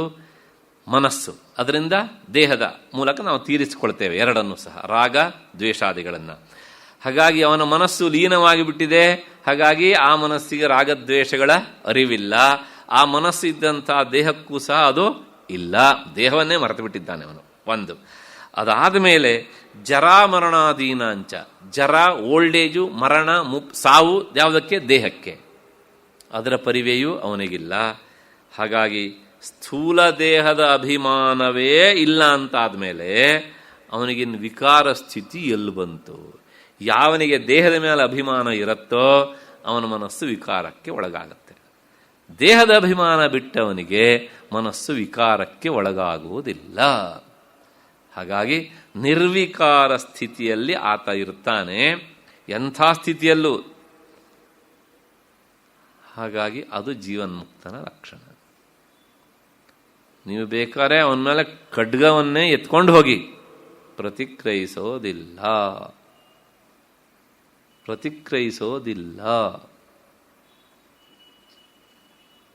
ಇದಕ್ಕೂ ಒಂದು ಘಟನೆ ಉಂಟು. ಯಾಕೆಂದರೆ ಈ ಜೀವನ್ಮುಕ್ತರ ವಿಚಾರವನ್ನು ಹೇಳೋದಕ್ಕಿಂತ ಪ್ರತ್ಯಕ್ಷ ಘಟನೆ ಇಟ್ಟರೆ ಅದು ಹೆಚ್ಚು ಸ್ಫುಟ. ಮತ್ತೆ ಪುನಃ ಸದಾಶಿವ ಬ್ರಹ್ಮೇಂದ್ರರಿದ್ದೆ. ಸ್ಥೂಲ ದೇಹಾಭಿಮಾನ ಇಲ್ಲದೆ ಇದ್ದವರು ಹೇಗಿರ್ತಾರೆ ಅದಕ್ಕೆ. ಅದೊಂದು ಸಲ ತಮಿಳುನಾಡಿನ ರೈತರು ಈ ಬೆಳೆಯನ್ನು ಕಟಾವು ಮಾಡಿ ಭತ್ತದ ಗದ್ದೆಯನ್ನು ಕೊಯ್ದು ಬೆಳೆಯನ್ನು ಕಟ್ತಾ ಇದ್ರು. ಹೊರೆ ಹಾಕಿ ಹಾಕಿ ಕಟ್ತಾ ಇದ್ರು. ರಾತ್ರಿ ತಿಂಗಳ ಬೆಳಕಿನಲ್ಲೆಲ್ಲ ಸಾಮಾನ್ಯವಾಗಿ ಕೆಲಸ ಮಾಡ್ತಾರೆ. ಆ ಹೊಲ ಇದ್ದವರಿಗೆ ಗೊತ್ತು. ಯಾಕೆಂದರೆ ಕರೆಂಟ್ ಇಲ್ಲೇ ಇದ್ದಾಗ ಈ ಸಣ್ಣ ಸಣ್ಣ ಲ್ಯಾಟಿನ್ಗಳನ್ನು ಹಚ್ಕೊಂಡು ಕೆಲಸ ಮಾಡೋದ್ರಿಂದ ಶುಕ್ಲ ಪಕ್ಷದಲ್ಲಿ ಹುಣ್ಣಿಮೆ ಹತ್ತಿರ ದಿನಗಳಲ್ಲಿ ಹೆಚ್ಚು ಕೆಲಸ ಮಾಡ್ತಾರೆ. ಆ ಹೊರೆಯನ್ನು ಕಟ್ತಾ ಇದ್ರು ಅವರು. ರಾತ್ರಿ ಸಂದರ್ಭ, ಎಲ್ಲ ಕಡೆಗೂ ಬೆಳ್ಳನ ಬೆಳದಿಂಗಳು. ಅಂಥ ಸ್ಥಿತಿಯಲ್ಲಿ ಕೆಲಸ ಮಾಡ್ತಾ ಇದ್ದಂಥ ರೈತರ ಕಣ್ಣಿಗೆ ಇವರು ಬಿದ್ದರು. ಅಲ್ಲಿ ಹೋದರು ಇವರು. ಯಾಕೆ ಹೋದ್ರು ಕೇಳಿದ್ರೆ ಉತ್ತರ ಇಲ್ಲ.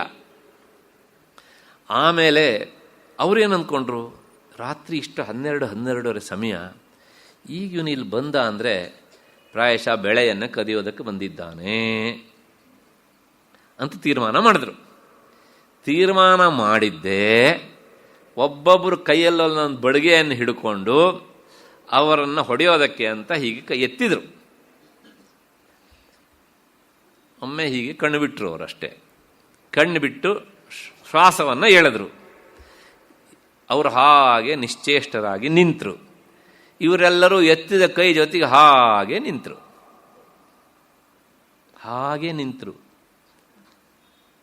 ಬೆಳಗಾತ ಎದ್ದು ಕೆಲಸ ಎಲ್ಲಿವರೆಗೆ ಬಂತು ಅಂತ ನೋಡೋದಕ್ಕೆ ಆ ಹೊಲದ ಯಜಮಾನ ಬಂದಂತೆ. ಬಂದು ನೋಡಿದರೆ ಇವರೆಲ್ಲರೂ ಸಹ ಹೀಗೆ ನಿಂತಿದ್ದಾರೆ. ಕೈ ಕೋಲು ಹಿಡ್ಕೊಂಡು ಮೇಲೆ ಎತ್ತದ ಹಾಗೆ ನಿಂತಿದ್ದಾರೆ ಬೆಳಗುವರೆಗೂ. ಮುಂದ್ಗಡೆ ಇವರು ಸಹ ಕಲ್ಲು ಬಂಡೆ ಥರ ನಿಂತಿದ್ದಾರೆ. ಇವ್ರ ಕೈಯಲ್ಲಿ ಕೋಲಿಲ್ಲ, ಹೀಗೆ ನಿಂತಿದ್ದಾರೆ ಅವರು. ನೋಡಿದಾಗ ಅವನಿಗೆ ಅನುಭವಕ್ಕೆ ಬಂದಂತೆ, ಅಪಚಾರ ಮಾಡಿದ್ದಾರೆ ಯಾರೋ ಮಹಾನುಭಾವ. ಅವರು ಬ್ರಹ್ಮೇಂದ್ರ ಅಂತ ಅವನಿಗೂ ಗೊತ್ತಿಲ್ಲ. ಯಾರೋ ಮಹಾನುಭಾವ ಅವ್ರ ಮೇಲೆ ಇವರು ಕೈ ಎತ್ತಿದ್ದಾರೆ, ಹಾಗಾಗಿ ಏನೋ ವ್ಯತ್ಯಾಸ ಆಗಿದೆ ಅಂತ. ತಕ್ಷಣ ಅವರ ಕಾಲಿಗೆ ಬಿದ್ದು, ನನ್ನ ಕಡೆಯ ಪರಿಚಾರಕರು ಮಾಡಿದ ಅಪಚಾರಕ್ಕೆ ನನ್ನನ್ನು ಕ್ಷಮಿಸಬೇಕು ಅಂತ ಹೊರಳಾಡಿದನಂತೆ ಅವನು. ಮರುಕ್ಷಣದಲ್ಲಿ ಅವರ ಕೈ ಕೆಳಗಡೆ ಬಿತ್ತು, ಇವರು ಚಲಿಸಿದರು. ಅಂತ ಇಷ್ಟೊತ್ತಿನವರೆಗೆ ಯಾವ ಸ್ಥಿತಿಯಲ್ಲಿದ್ದರು ಅಂತ ಹೇಳ್ತೀರಾ ನೀವು? ಇದೇನು ಆಶ್ಚರ್ಯ ಅಲ್ಲ. ಇದು ನಮ್ಮ ಪಕ್ಕದ ತಮಿಳುನಾಡಿನಲ್ಲಿ ಆದದ್ದನ್ನು 17ನೇ ಶತಮಾನದಲ್ಲಿ ಆದದ್ದನ್ನು ಉಲ್ಲೇಖ ಮಾಡುತ್ತೆ. ಆದರೆ ಇದಕ್ಕೂ ಹಿಂದೆ ನಮ್ಮ ದೇಶವನ್ನು ಕೊಳ್ಳೆ ಹೊಡೆಯೋದಕ್ಕೊಬ್ಬ ಬಂದಿದ್ದ, ಅಲೆಕ್ಸಾಂಡರ್ ಚಕ್ರವರ್ತಿ, ಗ್ರೀಸ್ ದೇಶದವನು. ಅವನು ದೇಶ ಎಲ್ಲ ಕೊಳ್ಳೆ ಹೊಡೆದಿದ್ದ. ಎಲ್ಲ ಕೊಳ್ಳೆ ಹೊಡ್ಕೊಂಡು ಹೋಗಬೇಕಿದ್ರೆ ಕೊನೆಗೆ ಹಿಮಾಲಯ ಕಡೆ ಹೋಗಿದ್ದಂತೆ. ಯಾರು ಹೇಳಿದ್ರು ಭಾರತ ದೇಶ ಸಂಪತ್ತಿರುವುದು ಅಲ್ಲಿ ನಿಜವಾದ ಸಂಪತ್ತು ಅಂತ. ಅಲ್ಲಿ ಹೋದಾಗ ಒಬ್ಬಾತ, ನಾನು ಇದನ್ನು ಹೇಳಿದ್ದೇನೆ ಪ್ರಾಯಶಃ, ನೆನಪಿಲ್ಲ, ಒಬ್ಬ ತಪಸ್ವಿ ತನ್ನ ಶಿಷ್ಯರನ್ನು ಕೂರಿಸ್ಕೊಂಡು ಪಾಠ ಮಾಡ್ತಾ ಇದ್ರಂತೆ. ಅಲೆಕ್ಸಾಂಡರ್ ನಿಂತು ಕೇಳಿದ ಒಂದು ಅರ್ಧ ಗಂಟೆ, ಏನು ಚೆನ್ನಾಗಿ ಪಾಠ ಮಾಡ್ತಾ ಇದ್ದಾರೆ. ಇಂಥ ಜ್ಞಾನಿಗಳು ಈ ಕಾಡು ಮೇಡು ಹಿಮಾಲಯದಲ್ಲಿ ಇರೋದಾ? ಎಲ್ಲಿರಬೇಕು? ನನ್ನಂಥ ಚಕ್ರವರ್ತಿಯ ಹತ್ರ ಇರಬೇಕು ಇವರು ಅಂತ ಹೇಳಿದ್ದಂತೆ. ನಾನು ಮಾತನಾಡಬೇಕು, ಪಾಠ ನಿಲ್ಲಿಸಿ ಅಂತ. ಆಗ ಅವನು, ಆ ಋಷಿ ತಪಸ್ಸು ಹೇಳಿದಂತೆ, ಸುಮ್ಮನೆ ಕೈ ಹೀಗಂದ್ರಂತೆ. ಅಷ್ಟೇ. ಅವರು ಪಾಠ ಮುಗಿಯೋ ತನಕ ಅಲೆಕ್ಸಾಂಡರ್ ಚಕ್ರವರ್ತಿ ಹೆಣದ ಥರ ನಿಂತಿದ್ದಂತೆ, ನಿಶ್ಚೇಷ್ಟನಾಗಿ. ಇತಿಹಾಸ ಇದನ್ನು ಉಲ್ಲೇಖ ಮಾಡುತ್ತೆ.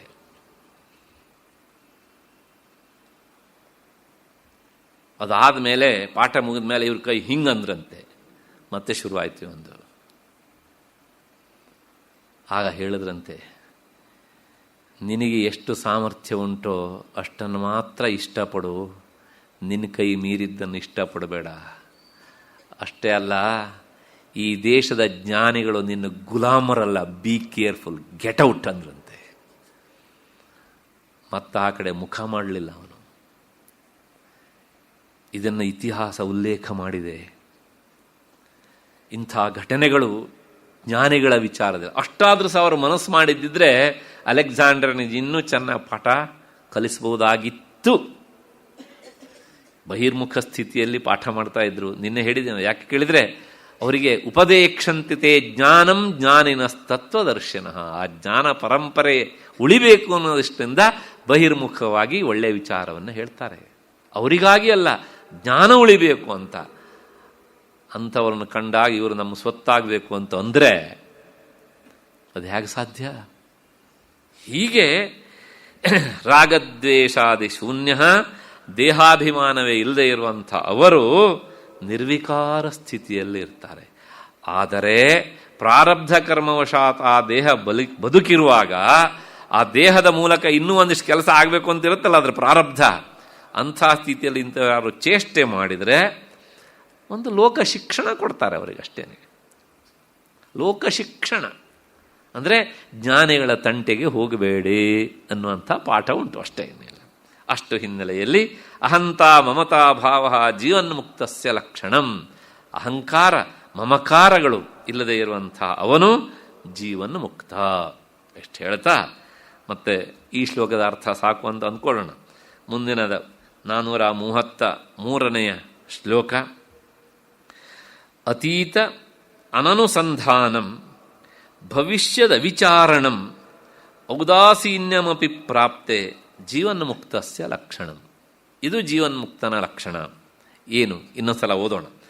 ಅತೀತ ಅನನುಸಂಧಾನಂ ಭವಿಷ್ಯದ ವಿಚಾರಣಂ ಔದಾಸೀನ್ಯಮಪಿ ಪ್ರಾಪ್ತೆ ಜೀವನ್ಮುಕ್ತಸ್ಯ ಲಕ್ಷಣಂ. ಹಿಂದೆ ಆಗಿ ಹೋದದ್ದನ್ನು ಸ್ಮರಿಸದೇ ಇರುವುದು, ಅಂದರೆ ನೆನಪಿಸಿಕೊಳ್ಳದೇ ಇರುವುದು, ಮುಂದೆ ಒದಗುವುದಕ್ಕೆ ಯೋಚಿಸದೇ ಇರುವುದು, ಈಗ ಬಂದು ಒದಗಿದ್ದಕ್ಕೆ ಉದಾಸೀನತೆಯಿಂದ ಇರುವುದು, ಅದು ಜೀವನ್ಮುಕ್ತನ ಲಕ್ಷಣ. ಹಾಗೇ ಇರಲಿ. ಈ ಮೂರು ಮಾತನ್ನು ಒಮ್ಮೆ ನಮ್ಮ ಮುಂದಿಟ್ಕೊಳ್ಳೋಣ. ನಾವು ಒಂದು ದಿನದಲ್ಲಿ ಹಿಂದಾದದ್ದನ್ನು ಎಷ್ಟು ಯೋಚಿಸ್ತೇವೆ? ಕೈಗೂಡದೇ ಇರುವ ಮುಂದಿನದ್ರ ಬಗ್ಗೆ ಎಷ್ಟು ಹೊತ್ತು ವಿಚಾರ ಮಾಡ್ತೇವೆ? ಕನಸು, ನಿರೀಕ್ಷಣೆ, ಎಕ್ಸ್ಪೆಕ್ಟೇಷನ್, ಅದು ಹಾಳಾದ್ದು ಎಲ್ಲಿ ಇರುತ್ತೆ ಕೇಳಿದರೆ, ಅರ್ಧ ಗಂಟೆ 1 ಗಂಟೆ ಪೂಜೆ ಮಾಡಬೇಕು, ಧ್ಯಾನ ಮಾಡಬೇಕು ಅಂತ ಕುಳಿತರೆ ನಾವು ಧ್ಯಾನ ಮಾಡೋದಕ್ಕಿಂತ ಮೊದಲೇ ನಮ್ಮ ಮನಸ್ಸಿನೊಳಗೆ ಇವೆಲ್ಲ ಸೇರ್ಕೊಂಡಿರ್ತವೆ.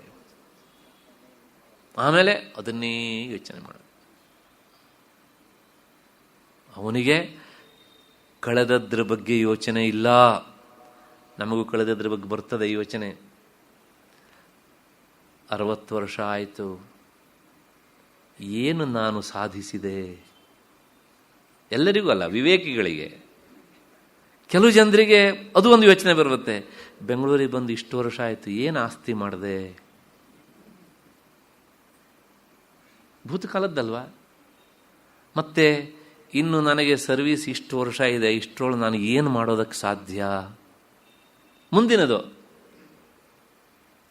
ಇನ್ನು ವರ್ತಮಾನ ಬಿಡಿ, ಈ ಭವಿಷ್ಯಕಾಲ ಮತ್ತು ವರ್ತಮಾನ ಮತ್ತು ಭೂತಕಾಲ, ಈ 3 ಕಾಲಗಳಲ್ಲಿ ಭೂತಕಾಲ ಮೊದಲು ನಾವು ಹುಟ್ಟುತ್ತಾ ಬಂದಾಗ, ಅಂದರೆ ಬೆಳೀತಾ ಬಂದಾಗ ಅದು ಸ್ವಲ್ಪ ಇರುತ್ತೆ, ಚಿಕ್ಕದಾದಂಥ ಕಾಲ.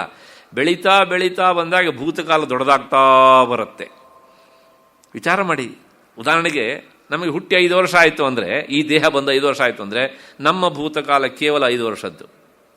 20 ವರ್ಷ ಆದರೆ ನಮ್ಮ ಭೂತಕಾಲ 20 ವರ್ಷ ದೊಡ್ಡದು. ಅಂದರೆ ಒಬ್ಬ ವ್ಯಕ್ತಿಗೆ ಹುಟ್ಟುವಾಗ 90 ವರ್ಷ ಆಯುಷ್ಯ ಅಂತ ಇಟ್ಕೊಳ್ಳಿ. ಆಗ ಹುಟ್ಟಿದ ದಿನ ಅವನಿಗೆ ಭೂತಕಾಲ ಅತ್ಯಂತ ಚಿಕ್ಕದು. 1 ವರ್ಷ ಕಳೀತು ಅಂದರೆ ಅವನ ಬದುಕಿನಲ್ಲಿ ಭೂತಕಾಲ 1 ವರ್ಷ, 89 ವರ್ಷ ಭವಿಷ್ಯ ಅಲ್ವಾ? ಆದರೆ ಅದೇ ವ್ಯಕ್ತಿ ಮುಂದಕ್ಕೆ ಬರ್ತಾ 80ನೇ ವರ್ಷದಲ್ಲಿ ನಿಂತಾಗ ಅವನ ಭೂತ ದೊಡ್ಡದು. ಭೂತಕಾಲ ಅಂತ, ಭೂತ ದೊಡ್ಡದು ಅಂದರೆ ಬೇರೆ ಅರ್ಥ ಅಲ್ಲ, ಭವಿಷ್ಯ ಚಿಕ್ಕದು. ನೋಡಿ, ಈ ಭೂತ ಮತ್ತು ಭವಿಷ್ಯ ಇವೆರಡೂ ಸಹ ದೊಡ್ಡದು ಆಗ್ತವೆ, ಚಿಕ್ಕದು ಆಗ್ತವೆ. ಆದರೆ ಈ ಹಾಳಾದ ವರ್ತಮಾನ ಕಾಲ ಉಂಟಲ್ಲ, ಅದು ಮಾತ್ರ ಯಾವಾಗಲೂ ದೊಡ್ಡದಾಗೋದೇ ಇಲ್ಲ. ಅದು ಎಲ್ಲರಿಗೂ ನೋಡಿಬೇಕಾರೆ ನಾವು ವರ್ತಮಾನ ಕಾಲ ಈಗ ಅಂದ್ಕೊಳ್ತಾ ಇರ್ತೇವೆ, ಅಷ್ಟೊತ್ತಿಗೆ ಅದು ಹಿಂದಕ್ಕೆ ಸರದೇ ಬಿಡುತ್ತೆ. The smallest time. Present tense ಅಂದರೆ ಸ್ಮಾಲೆಸ್ಟ್ ಟೈಮ್. ಹೇಗೆ ಅಂದರೆ ಈ ಭೂತ ಎನ್ನುವಂಥ ಹೆಬ್ಬಾವು ತನ್ನ ಬಾಯನ್ನು ಅದಕ್ಕೆ ಹಾಕಿಬಿಟ್ಟಿದೆ, ವರ್ತಮಾನದ ಈಚೆ ಭಾಗವನ್ನು.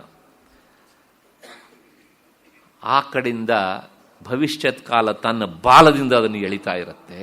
ಹಾಗಾಗಿ ವರ್ತಮಾನ ಕಾಲ ಅತ್ಯಂತ ಸಂಕ್ಷಿಪ್ತವಾಗಿ ಬಿಡುತ್ತೆ.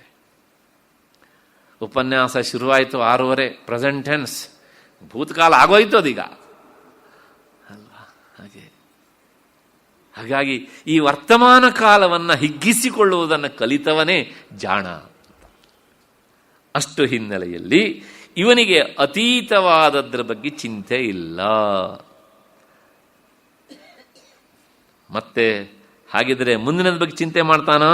ಯಾವುದ್ರ ಬಗ್ಗೆ? ಭವಿಷ್ಯತ್ತಿನ ಬಗ್ಗೆ ಇಲ್ಲ. ನಮಗೆ ಪ್ರಾಮಾಣಿಕವಾಗಿ ಹೇಳಬೇಕು ಅಂದರೆ ಈ ಭವಿಷ್ಯದ ಚಿಂತೆ ಹೆಚ್ಚೋ ಭೂತದ ಚಿಂತೆ ಹೆಚ್ಚೋ ಅಂತ ಕೇಳಿದರೆ ಅಳೆಯೋದು ಕಷ್ಟ. ಸಂಸಾರಿಗಳ ಹಣೆಬರ ಹಾಗೆ. ಕಳೆದು ಹೋದದ್ರ ಬಗ್ಗೆ ಒಳ್ಳೆಯದನ್ನು ವಿಚಾರ ಮಾಡಲ್ಲ, ಪಶ್ಚಾತ್ತಾಪ. ಮುಂದಿನದರ ಬಗ್ಗೆ ಹೇಗೆ, ಏನು, ಎತ್ತ, question mark question mark question mark. ಅದಕ್ಕೆ ಫುಲ್ ಸ್ಟಾಪ್ ಅನ್ನೋದೇ ಇಲ್ಲ. ಹೀಗೆ ಈ ವರ್ತಮಾನ ಮಿಕ್ಕ ಎಲ್ಲ ಕಾಲದ ಬಗ್ಗೆ, 2 ಕಾಲದ ಬಗ್ಗೆ ನಮಗೆ ಎಲ್ಲಿಲ್ಲದ ಚಿಂತೆ.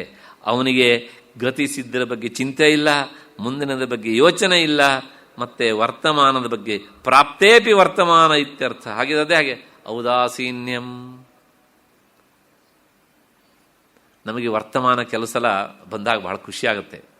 ಹೇಗೆ ಅಂದರೆ ನೋಡಿ, 31ನೇ ತಾರೀಕು ಸಂಬಳ ಆಗುವ ದಿವಸ ಅಂತ ಅಂದ್ಕೊಳ್ಳಿ. ಆವತ್ತು ಬೆಳಗಿಂದನೇ ಇವತ್ತು ಸಂಬಳ ಆಗುತ್ತೆ ಅಂತ ಆಯಿತು. ಏನಾಯ್ತು ರೀ ಅದರ ಹಣೆ ಬರ? ಆಯಿತು ಅಷ್ಟೇ. ಹಿಂದಿನ ತಿಂಗಳಾದ್ರೆ ಹಾಗೇನೆ. ಆದರೆ ನಾವು ನಿರೀಕ್ಷಣೆ ಮಾಡಿದ್ದು ಎಷ್ಟು ಕೇಳಿದರೆ ಓಹೋ ಏನಿಲ್ಲ. ನಾವು ಅದ್ರ ಬಗ್ಗೆ ಆ ದಿವಸ ಉದಾಸೀನ ಮಾಡ್ತೀವ. ಸಂಜೆ ಅಷ್ಟೊತ್ತಿಗೆ ಸಂಬಳ ಆಯ್ತು ಅಷ್ಟೇ, ಆಯ್ತು ಅಷ್ಟೇ. ಆ ನಿರೀಕ್ಷಣೆಗೂ ಅನುಭವಿಸುವ ಸುಖಕ್ಕೂ ಸಂಬಂಧವೇ ಇಲ್ಲ, ಹಾಳಾದ್ದು ಅಲ್ವಾ. ಹೀಗೆ ನಾವು ಇನ್ನು ಮತ್ತೆ ಕೆಲವು ಸಲ ಏನು ಮಾಡ್ತೇವೆ ಕೇಳಿದರೆ, ಹಿಂದೆ ಅನುಭವಿಸಿದ ಕಷ್ಟವನ್ನು ಈಗ ಹೇಳಿಕೊಳ್ಳೋದ್ರೊಳಗೆ ಬಹಳ ಸಂತೋಷ ಪಡ್ತೇವೆ. ಪ್ರಾರಬ್ಧ ಹಿಂದೆ ಅನುಭವಿಸಿದ ಕಷ್ಟವನ್ನು ಈಗ ಸುಖವಾಗಿ ನಾವೇ ಅದನ್ನು ಎನ್ಕ್ಯಾಶ್ ಮಾಡ್ಕೊಂಡಿರ್ತೇವೆ. ಮತ್ತು ಅದು ಏನಾದ್ರು ನೇರ ಪ್ರತ್ಯಕ್ಷ ಆಗಿಬಿಟ್ರೆ ಯಾರಿಗೂ ಬೇಡ. ಅದು ಇವಾಗ ಬರೋದಿಲ್ವಲ್ಲ, ಆಗೋಯ್ತಲ್ಲ ಅಂತ. ಹೀಗೆ ನಮ್ಮ ಜೀವನ ಕಳೀತಾ ಇರುತ್ತೆ. ಅವನಿಗೆ ಗತಿಸಿದ್ರ ಬಗ್ಗೆ ಚಿಂತೆ ಇಲ್ಲ, ಮತ್ವನ ಮುಂದಿನದ ಬಗ್ಗೆ ಯೋಚನೆ ಇಲ್ಲ, ವರ್ತಮಾನದ ಬಗ್ಗೆ ಔದಾಸೀನ್ಯ, ಯಾವ ಸಂಘವೂ ಇಲ್ಲ. ಇದು ಜೀವನ್ಮುಕ್ತನ ಲಕ್ಷಣ. ಜೀವನ್ಮುಕ್ತನ ಅಲ್ಲದೇ ಇದ್ದವನಿಗೆ ಈ 3 ಥರದ ಚಿಂತೆ ಇರುತ್ತೆ. ಅಂದರೆ 3 ಕಾಲದಲ್ಲೂ ನಾವು ಚಿಂತಾರಹಿತರಾಗಿ ಇರುವುದಿಲ್ಲ. ಗಾಢ ನಿದ್ರಾವಸ್ಥೆ ಒಂದನ್ನು ಬಿಟ್ಟರೆ ಮಿಕ್ಕ ಎಲ್ಲ ಸ್ಥಿತಿಯಲ್ಲೂ ಸಹ ಚಿಂತೆಯೋ ಚಿಂತೆ. ಅದಾಗಬಾರ್ದು. ಶೂನ್ಯರಹಿತ ಸ್ಥಿತಿ ಅಂದರೆ ಚಿತೆ. ಅಷ್ಟು ಹಿನ್ನೆಲೆಯಲ್ಲಿ ಇದು ಜೀವನ್ಮುಕ್ತನ ಲಕ್ಷಣ. ಅದಾದ ಮೇಲೆ ಮತ್ತೆ 434ನೇ ಶ್ಲೋಕ. ಈ ಎಲ್ಲ ಶ್ಲೋಕಗಳಲ್ಲೂ ಕೊನೆಯ ಸಾಲು ಸಮಾನ. ಒಂದೊಂದು ಪಾದದೊಳಗೆ, ಒಂದು ಶ್ಲೋಕ ಅಂದರೆ 4 ಪಾದ, ಒಂದೊಂದು ವಿಷಯವನ್ನು ಹೇಳ್ತಾರೆ. ಈ ಎಲ್ಲ ವಿಷಯಗಳನ್ನು ಸಹ ಪ್ರತ್ಯೇಕವಾಗಿ ಹೇಳೋದಕ್ಕಿಂತ ಒಂದೊಂದು ಘಟನೆಯನ್ನು ನಾವು ಜ್ಞಾನಿಗಳ ಘಟನೆಯನ್ನು ನೆನೆಸ್ಕೊಂಡ್ರೆ ಆ ಒಂದು ಘಟನೆ ಇವೆಲ್ಲವೂ ಸಹ ಅಡಕವಾಗಿ ಬಿಡ್ತವೆ ಹೇಗೆ ಅಂತ. ಅಷ್ಟು ಹಿನ್ನೆಲೆಯಲ್ಲಿ ಮುಂದಿನದು 434ನೆಯ ಶ್ಲೋಕ. ಗುಣದೋಷ ವಿಶಿಷ್ಟೇಸ್ಮಿನ್ ಸ್ವಭಾವೇನ ವಿಲಕ್ಷಣೆ ಸರ್ವತ್ರ ಸಮದರ್ಶಿತ್ವಂ ಜೀವನ್ಮುಕ್ತಸ್ಯ ಲಕ್ಷಣಂ. ಇನ್ನೊಂದು ಸಲ, ಗುಣದೋಷ ವಿಶಿಷ್ಟೇಸ್ಮಿನ್ ಸ್ವಭಾವೇನ ವಿಲಕ್ಷಣೆ ಸರ್ವತ್ರ ಸಮದರ್ಶಿತ್ವಂ ಜೀವನ್ಮುಕ್ತಸ್ಯ ಲಕ್ಷಣಂ. ಗುಣ ಮತ್ತು ದೋಷಗಳಿಂದ ಕೂಡಿದ ಹಾಗೂ ಅದೇ ಸ್ವಭಾವವಾಗಿರುವ ಮತ್ತು ಅಷ್ಟೇ ವಿಲಕ್ಷಣವಾಗಿರುವ ಈ ಪ್ರಪಂಚದಲ್ಲಿ ಎಲ್ಲೆಲ್ಲಿಯೂ ಯಾವಾಗಲೂ ಸಮದರ್ಶಿಯಾಗಿರುವುದು ಜೀವನ್ಮುಕ್ತನ ಲಕ್ಷಣ ಅಂತ. ಏನು ಹೀಗಂದರೆ ನೋಡಿ, ಈ ಪ್ರಪಂಚದೊಳಗೆ 10 ಜನರನ್ನು ನೀವು ಭೇಟಿ ಮಾಡಿದರೆ 10 ಜನರಲ್ಲೂ ಒಳ್ಳೆಯ ಗುಣವನ್ನೇ ನಾವು ನಿರೀಕ್ಷಣೆ ಮಾಡೋದಕ್ಕಾಗತ್ತಾ? ಇಲ್ಲ. ಹೋಗಲಿ, ಆ 10 ಜನರು ಪೂರಾ ಕೆಟ್ಟವರು ಅಂತ ಹೇಳೋದಕ್ಕಾಗತ್ತಾ? ಇಲ್ಲ. ಒಂದು ಉದಾಹರಣೆ ಕೊಡ್ತಿದ್ದೀನಿ ನಾನು ಅಷ್ಟೇ. ಅಲ್ಲಿಗೆ ಪ್ರಪಂಚ ಅಂದ್ರೇನೆ ಗುಣ ಮತ್ತು ದೋಷಗಳ ಸಮ್ಮಿಶ್ರಣ ಸ್ಥಿತಿ. ಬರೇ ಗುಣ ಇರುವಂತಹದ್ದು, ಬರೇ ದೋಷ ಇರುವಂಥವ್ರು ಅಂತ ಇಲ್ಲ. ಒಂದು ಆ ಪ್ರಪಂಚದ ವಿಷಮತೆ. ಮತ್ತೆ ಪ್ರಪಂಚ ಇನ್ನು ಭೂಮಿನೇ ತೆಗೆದುಕೊಂಡ್ರೆ ಒಂದು ಕಡೆಗೆ ದಿಬ್ಬ, ಇನ್ನೊಂದು ಕಡೆಗೆ ಹಳ್ಳ, ಇನ್ನೊಂದು ಕಡೆಗೆ ಪ್ರಪಾತ, ಇನ್ನೊಂದು ಕಡೆಗೆ ಹಸಿರು ಹೊಲ, ಇನ್ನೊಂದು ಕಡೆಗೆ ನದಿ. ಇವೆಲ್ಲ ಏನು ವಿಪರೀತತೆ. ಅಂದರೆ ವೈಷಮ್ಯ ಹೌದಾ ಅಲ್ವೋ? ವೈಷಮ್ಯ ಹೌದು. ಅಂದರೆ ಭೌಗೋಳಿಕವಾಗಿಯೂ ಸಹ ಸಮತೆ ಎನ್ನುವುದು ಇಲ್ಲ. ಇನ್ನು ಮನುಷ್ಯರನ್ನು ನೋಡಿದರೂ ಸಹ ಸಮತೆ ಇಲ್ಲ. ಒಬ್ಬರ ಬಣ್ಣದಂತೆ ಇನ್ನೊಬ್ಬರು ಬಣ್ಣ ಇಲ್ಲ, ಒಬ್ಬರ ಆಕಾರದಂತೆ ಇನ್ನೊಬ್ಬರ ಆಕಾರ ಇಲ್ಲ, ಒಬ್ಬರ ಮನಸ್ಸಿನಂತೆ ಇನ್ನೊಬ್ಬರ ಮನಸ್ಸಿಲ್ಲ, ಒಬ್ಬರ ಯೋಚನೆಯಂತೆ ಇನ್ನೊಬ್ಬರ ಯೋಚನೆ ಇಲ್ಲ, ಒಬ್ಬರ ನಡೆ ನುಡಿ ಅಂತ ಇನ್ನೊಬ್ಬರ ನಡೆ ನುಡಿ ಇಲ್ಲ. ಎಲ್ಲವೂ ವಿಷಮ ವಿಷಮ ವಿಷಮ ವಿಷಮ. ಪ್ರಪಂಚ ಅನ್ನೋದಕ್ಕೆ ಅರ್ಥವೇ ವಿಷಮತೆಯಿಂದ ಕೂಡಿದ್ದು ಅಂತ ಅರ್ಥ. ನಮಗಿದು ಕಣ್ಣಿಗೆ ಕಾಣ್ತದೆ, ಅವನಿಗಿದು ಕಣ್ಣಿಗೆ ಕಾಣೋದಿಲ್ವಂತೆ. ಈಗ ನೀವು ತೀರ್ಮಾನ ಮಾಡ್ಬೋದು, ಹಾಗಿದ್ರೆ ಅವನು ನಮ್ಮಷ್ಟು ಬುದ್ಧಿವಂತ ಅಲ್ಲ ಅಂತ ಹೇಳ್ತೀರಾ? ಇಲ್ಲ. ಹಾಗಿದ್ರೆ ಅವನಿಗೆ ಯಾಕೆ ಕಾಣೋದಿಲ್ಲ, ನಮಗೆ ಈ ವಿಷಮತೆ ಯಾಕೆ ಕಾಣುತ್ತದೆ? ಅಂದರೆ ನಾವು ಪ್ರಪಂಚವನ್ನಷ್ಟೇ ನೋಡ್ತೇವೆ, ಪ್ರಪಂಚಕ್ಕೆ ಮೂಲಭೂತವಾದದ್ದನ್ನು ನೋಡುವುದಿಲ್ಲ. ಈಗ ಇಲ್ಲಿ ಒಂದು ನೆಕ್ಲೆಸ್ ಇದೆ, ಆಮೇಲೆ ಒಂದು ಏನು ಕೈ ಹಾರ ಉಂಟು, ಹೌದಾನೆ? ಮತ್ತೊಂದು ರಿಂಗ್ ಉಂಟು, ಇನ್ನೊಂದು ಬಳೆ ಉಂಟು, ಇನ್ನೊಂದು ಓಲೆ ಉಂಟು, ಎಲ್ಲವೂ ಉಂಟು, ಹೌದು ತಾನೆ? ನಮ್ಮ ದೃಷ್ಟಿಯಲ್ಲಿ ಇದೆಲ್ಲವುದು ಬೇರೆ ಬೇರೆ, ಹೌದಾ ಅಲ್ವಾ? ಎಲ್ಲವೂ ಬೇರೆ. ಆದರೆ ಒಬ್ಬ ಗೋಲ್ಡ್ ಸ್ಮಿತ್ ಕರೆದು ಕೇಳಿ, ಅವನು ನೋಡೋದು ಏನನ್ನ? ಬಂಗಾರ ಮಾತ್ರ ಅವನ ಕಣ್ಣಿಗೆ ಕಾಣುತ್ತೆ. ಯಾಕೆ? ಅವನು ಕಾರ್ಯವನ್ನು ನೋಡೋದಿಲ್ಲ, ಈ ಕಾರ್ಯಗಳಿಗೆ ಕಾರಣವಾದ ಬಂಗಾರವನ್ನು ಮಾತ್ರ ನೋಡ್ತಾನೆ. ಹಾಗೆ ಅವನು ಪ್ರಪಂಚಕ್ಕೆ ಕಾರಣವಾದಂತಹ ಬ್ರಹ್ಮವಸ್ತು ಉಂಟಲ್ಲ, ಅದು ಸಮ, ಅದನ್ನು ನೋಡ್ತಾನೆ. ಅದರಲ್ಲಿ ತೋರ್ತಾ ಇರುವಂಥ ಈ ಭೇದಗಳು ಅವನಿಗೆ ಕಾಣಿಸೋದಿಲ್ಲ. ಕಂಡ್ರೂ ಸಹ ಅದು ಅದರನ್ನು ಬಿಟ್ಟು ಬೇರೆಯಾಗಿ ಇಲ್ಲ. ಹಾಗಾಗಿ ಅವನಿಗೆ ಕಾಣೋದು ಅದು ಒಂದೇನೆ. ಆದ್ದರಿಂದ ಗುಣದೋಷ ವಿಶಿಷ್ಟೇಪಿ ಅಸ್ಮಿನ್ ಸ್ವಭಾವೇನ ವಿಲಕ್ಷಣ. ಪ್ರಪಂಚದ ಸ್ವಭಾವೇ ಗುಣದೋಷಗಳಿಂದ ಕೂಡಿದ್ದು. ಆ ಸ್ವಭಾವದಿಂದ ಕೂಡಿದಂತಹ ಈ ಪ್ರಪಂಚ ಅವನಿಗೆ ಗುಣದೋಷಗಳಿಂದ ಕಾಣೋದಿಲ್ಲ. ಹಾಗಿದ್ರೆ ಏನು ಕಾಣುತ್ತೆ ಅವನಿಗೆ? ಸರ್ವತ್ರ ಸಮದರ್ಶಿತ್ವಂ, ಎಲ್ಲ ಕಡೆಗೂ ಸಹ ಸಮವಾಗಿ ಕಾಣುತ್ತೆ. ಅಲ್ಲ, ನಾವೇ ನೋಡಿದ ಭೂಮಿ ದಿಬ್ಬ ದಿಣ್ಣೆಯಲ್ಲಿ ಅವನಿಗೆ ಫ್ಲಾಟ್ ಆಗಿ ಕಾಣುತ್ತಾ? ಅದಲ್ಲ. ಅವನಿಗೆ ಪ್ರಪಂಚ ಅಂದ್ರೆ ಏನು? ಬ್ರಹ್ಮದ್ದೇ ಇನ್ನೊಂದು ರೂಪ. ಸರ್ವಂ ಬ್ರಹ್ಮಮಯಂ ಜಗತ್ ಅಂತ. ಹಾಗಾಗಿ ಅವನು ಸಮದರ್ಶಿಯಾಗಿ ಎಲ್ಲವನ್ನೂ ನೋಡ್ತಾನೆ. ಹಾಗಾಗಿ ಪ್ರಪಂಚದಲ್ಲಿ ಅವನು ನ ನಿಷೇಧತಿ, ಇದು ಬೇಡ ಅಂತನೂ ಹೇಳೋದಿಲ್ಲ. ಮತ್ತೆ ದೋಷಧೀಯ, ಯಾವ ವಸ್ತುವನ್ನು ಸಹ ಅವನು ದೋಷವನ್ನು ಕಾಣೋದಿಲ್ಲ. ಗುಣಬುದ್ಧ್ಯಾವಾನ ಕಿಂಚಿದಾದತ್ತೆ, ಇದು ಒಳ್ಳೆಯದು, ಇದು ನನಗೆ ಬೇಕು ಅಂತನೂ ಸಹ ಬಯಸೋದಿಲ್ಲ. ಮತ್ತೆ ಆವಿದ್ಯಕಮಖಿಲಮಿತಿ ಜ್ಞಾತ್ವಾ ಉದಾಸ್ತೆ ಯತಿ ಕೋಪಿ, ಇದೆಲ್ಲವೂ ಸಹ ಅಜ್ಞಾನದಿಂದ ಬೇರೆ ಬೇರೆಯಾಗಿ ತೋರುತ್ತೆ ಅಂತ ಹೇಳಿ ಆ ವಸ್ತುಗಳನ್ನು ನೋಡಿದಾಗ ಉದಾಸೀನತೆಯಿಂದ ಇರ್ತಾನೆ. ಅವನಿಗೆ ಅವೆಲ್ಲವೂ ಸಮಾನ. ಒಬ್ಬ ಮಹಾಜ್ಞಾನಿಗಳ ಹತ್ರ ಶಿಷ್ಯ ಬಹಳ ಕಾಲ ಪಾಠ ಕೇಳಿದನಂತೆ. ಶ್ರೀಮಂತ ಇದ್ದ ಶಿಷ್ಯ. ಆಮೇಲೆ ಒಂದು ದಿವಸ ತನ್ನ ಗುರುಗಳಿಗೆ ಅತ್ಯಂತ ಅಮೂಲ್ಯವಾದಂಥ ವಸ್ತುಗಳನ್ನು ಕೊಡಬೇಕು ಅಂತ ಹೇಳಿ ಒಂದು 3 ತರಹದ ವಜ್ರಗಳನ್ನು ತೆಗೆದುಕೊಂಡು ಹೋಗಿ ಗುರುಗಳ ಪಾದದಲ್ಲಿಟ್ಟು ನಮಸ್ಕಾರ ಮಾಡಿದಂತೆ. ಅಮೂಲ್ಯವಾದ ವಸ್ತುಗಳನ್ನು ತಮಗೆ ಕೊಡ್ತಾ ಇದ್ದೇನೆ, ಸ್ವೀಕರಿಸಬೇಕು ಅಂತ. ನೋಡಿದರು, ಇದೇನಿದು? ಇದು ಕೆಂಪು ಹರಳು, ತುಂಬ ಚೆನ್ನಾಗಿದೆ. ಮುಂದ್ಗಡೆ ನದಿಗೆ ಎಸೆದ್ರಂತೆ. ಹೀಗೆ ಶಿಷ್ಯ ಹೇಳಿದಂತೆ, ಎಷ್ಟು ಒಳ್ಳೆ ರತ್ನ ಕೊಟ್ಟಿದ್ದೆ, ಎಸೆದು ಬಿಟ್ರಲ್ಲ ಗುರುಗಳೇ ಅಂತ. ಇನ್ನೊಂದು ಇದೆಯಲ್ಲ, ಇದೇನು ಇದು? ಇದು ಎಮರಾಲ್ಡ್ ಅಂದ ಅವನು. ತುಂಬ ಚೆನ್ನಾಗಿದೆ. ಮತ್ತೆ ಎಸೆದರು. ಆಮೇಲೆ ಇನ್ನೊಂದು ಅಮೇರಿಕನ್ ಡೈಮಂಡ್, ಅದು ನಾ ಹೇಳ್ತಿದ್ದೇನೆ, ಅವರು ಹೇಳಲಿಲ್ಲ. ನೋಡೋದು ತುಂಬ ಚೆನ್ನಾಗಿದೆ, ಅದನ್ನು ಎಸೆದರು. ಅಲ್ಲ, ಇಷ್ಟು ಅಮೂಲ್ಯವಾದ ವಸ್ತುವನ್ನು ಕೊಟ್ಟಿದ್ದೆ, ಎಸೆದು ಬಿಟ್ರಲ್ಲ ಗುರುಗಳೇ ಅಂದಂತೆ. ಎಂಥ ಅಮೂಲ್ಯವಾದ ವೇದಾಂತ ವಿಚಾರವನ್ನು ನಾನು ನಿನಗೆ ಕೊಟ್ಟಿದ್ದೆ, ಅದನ್ನು ಕೊಟ್ಟರೂ ಸಹ ಈ ಜಡವಾದ ವಸ್ತುಗಳಲ್ಲೇ ನಿನ್ನ ಮನಸ್ಸಿದೆ ಅಂತ ಆದರೆ ನಾನು ಕೊಟ್ಟಂತಹ ವಿಚಾರವನ್ನು ಹಾಳು ಮಾಡಿಬಿಟ್ಟಿಲ್ಲ ನೀನು. ಇಷ್ಟೇನೆ ನಿನಗೆ ವೇದಾಂತ ಅರ್ಥ ಆದದ್ದು. ನನಗೆ ನೀನು ಕೊಟ್ಟಂಥ ಈ 3 ಹರಳು ಬೇರೆ ಬೇರೆಯಾಗಿ ಕಾಣಿಸಲ್ಲಪ್ಪ, ಇದು ಬ್ರಹ್ಮವೇ ಆಗಿ ಕಾಣಿಸುತ್ತೆ. ಹಾಗಾಗಿ ನಾನು ಎಸೆದಿದ್ದೇನೆ ಅಂತ ನೀನು ಅಂದ್ಕೊಂಡ್ರೆ ಅದು ಸುಳ್ಳು. ಯಾಕೆ ಕೇಳಿದರೆ, ನೀನು ಕೊಡೋಕ್ಕಿಂತ ಮೊದಲು, ನನಗೆ ಕೊಡೋಕ್ಕಿಂತ ಮೊದಲು ನಿನ್ನಲ್ಲೇ ಇತ್ತು. ಹೌದಾನೆ?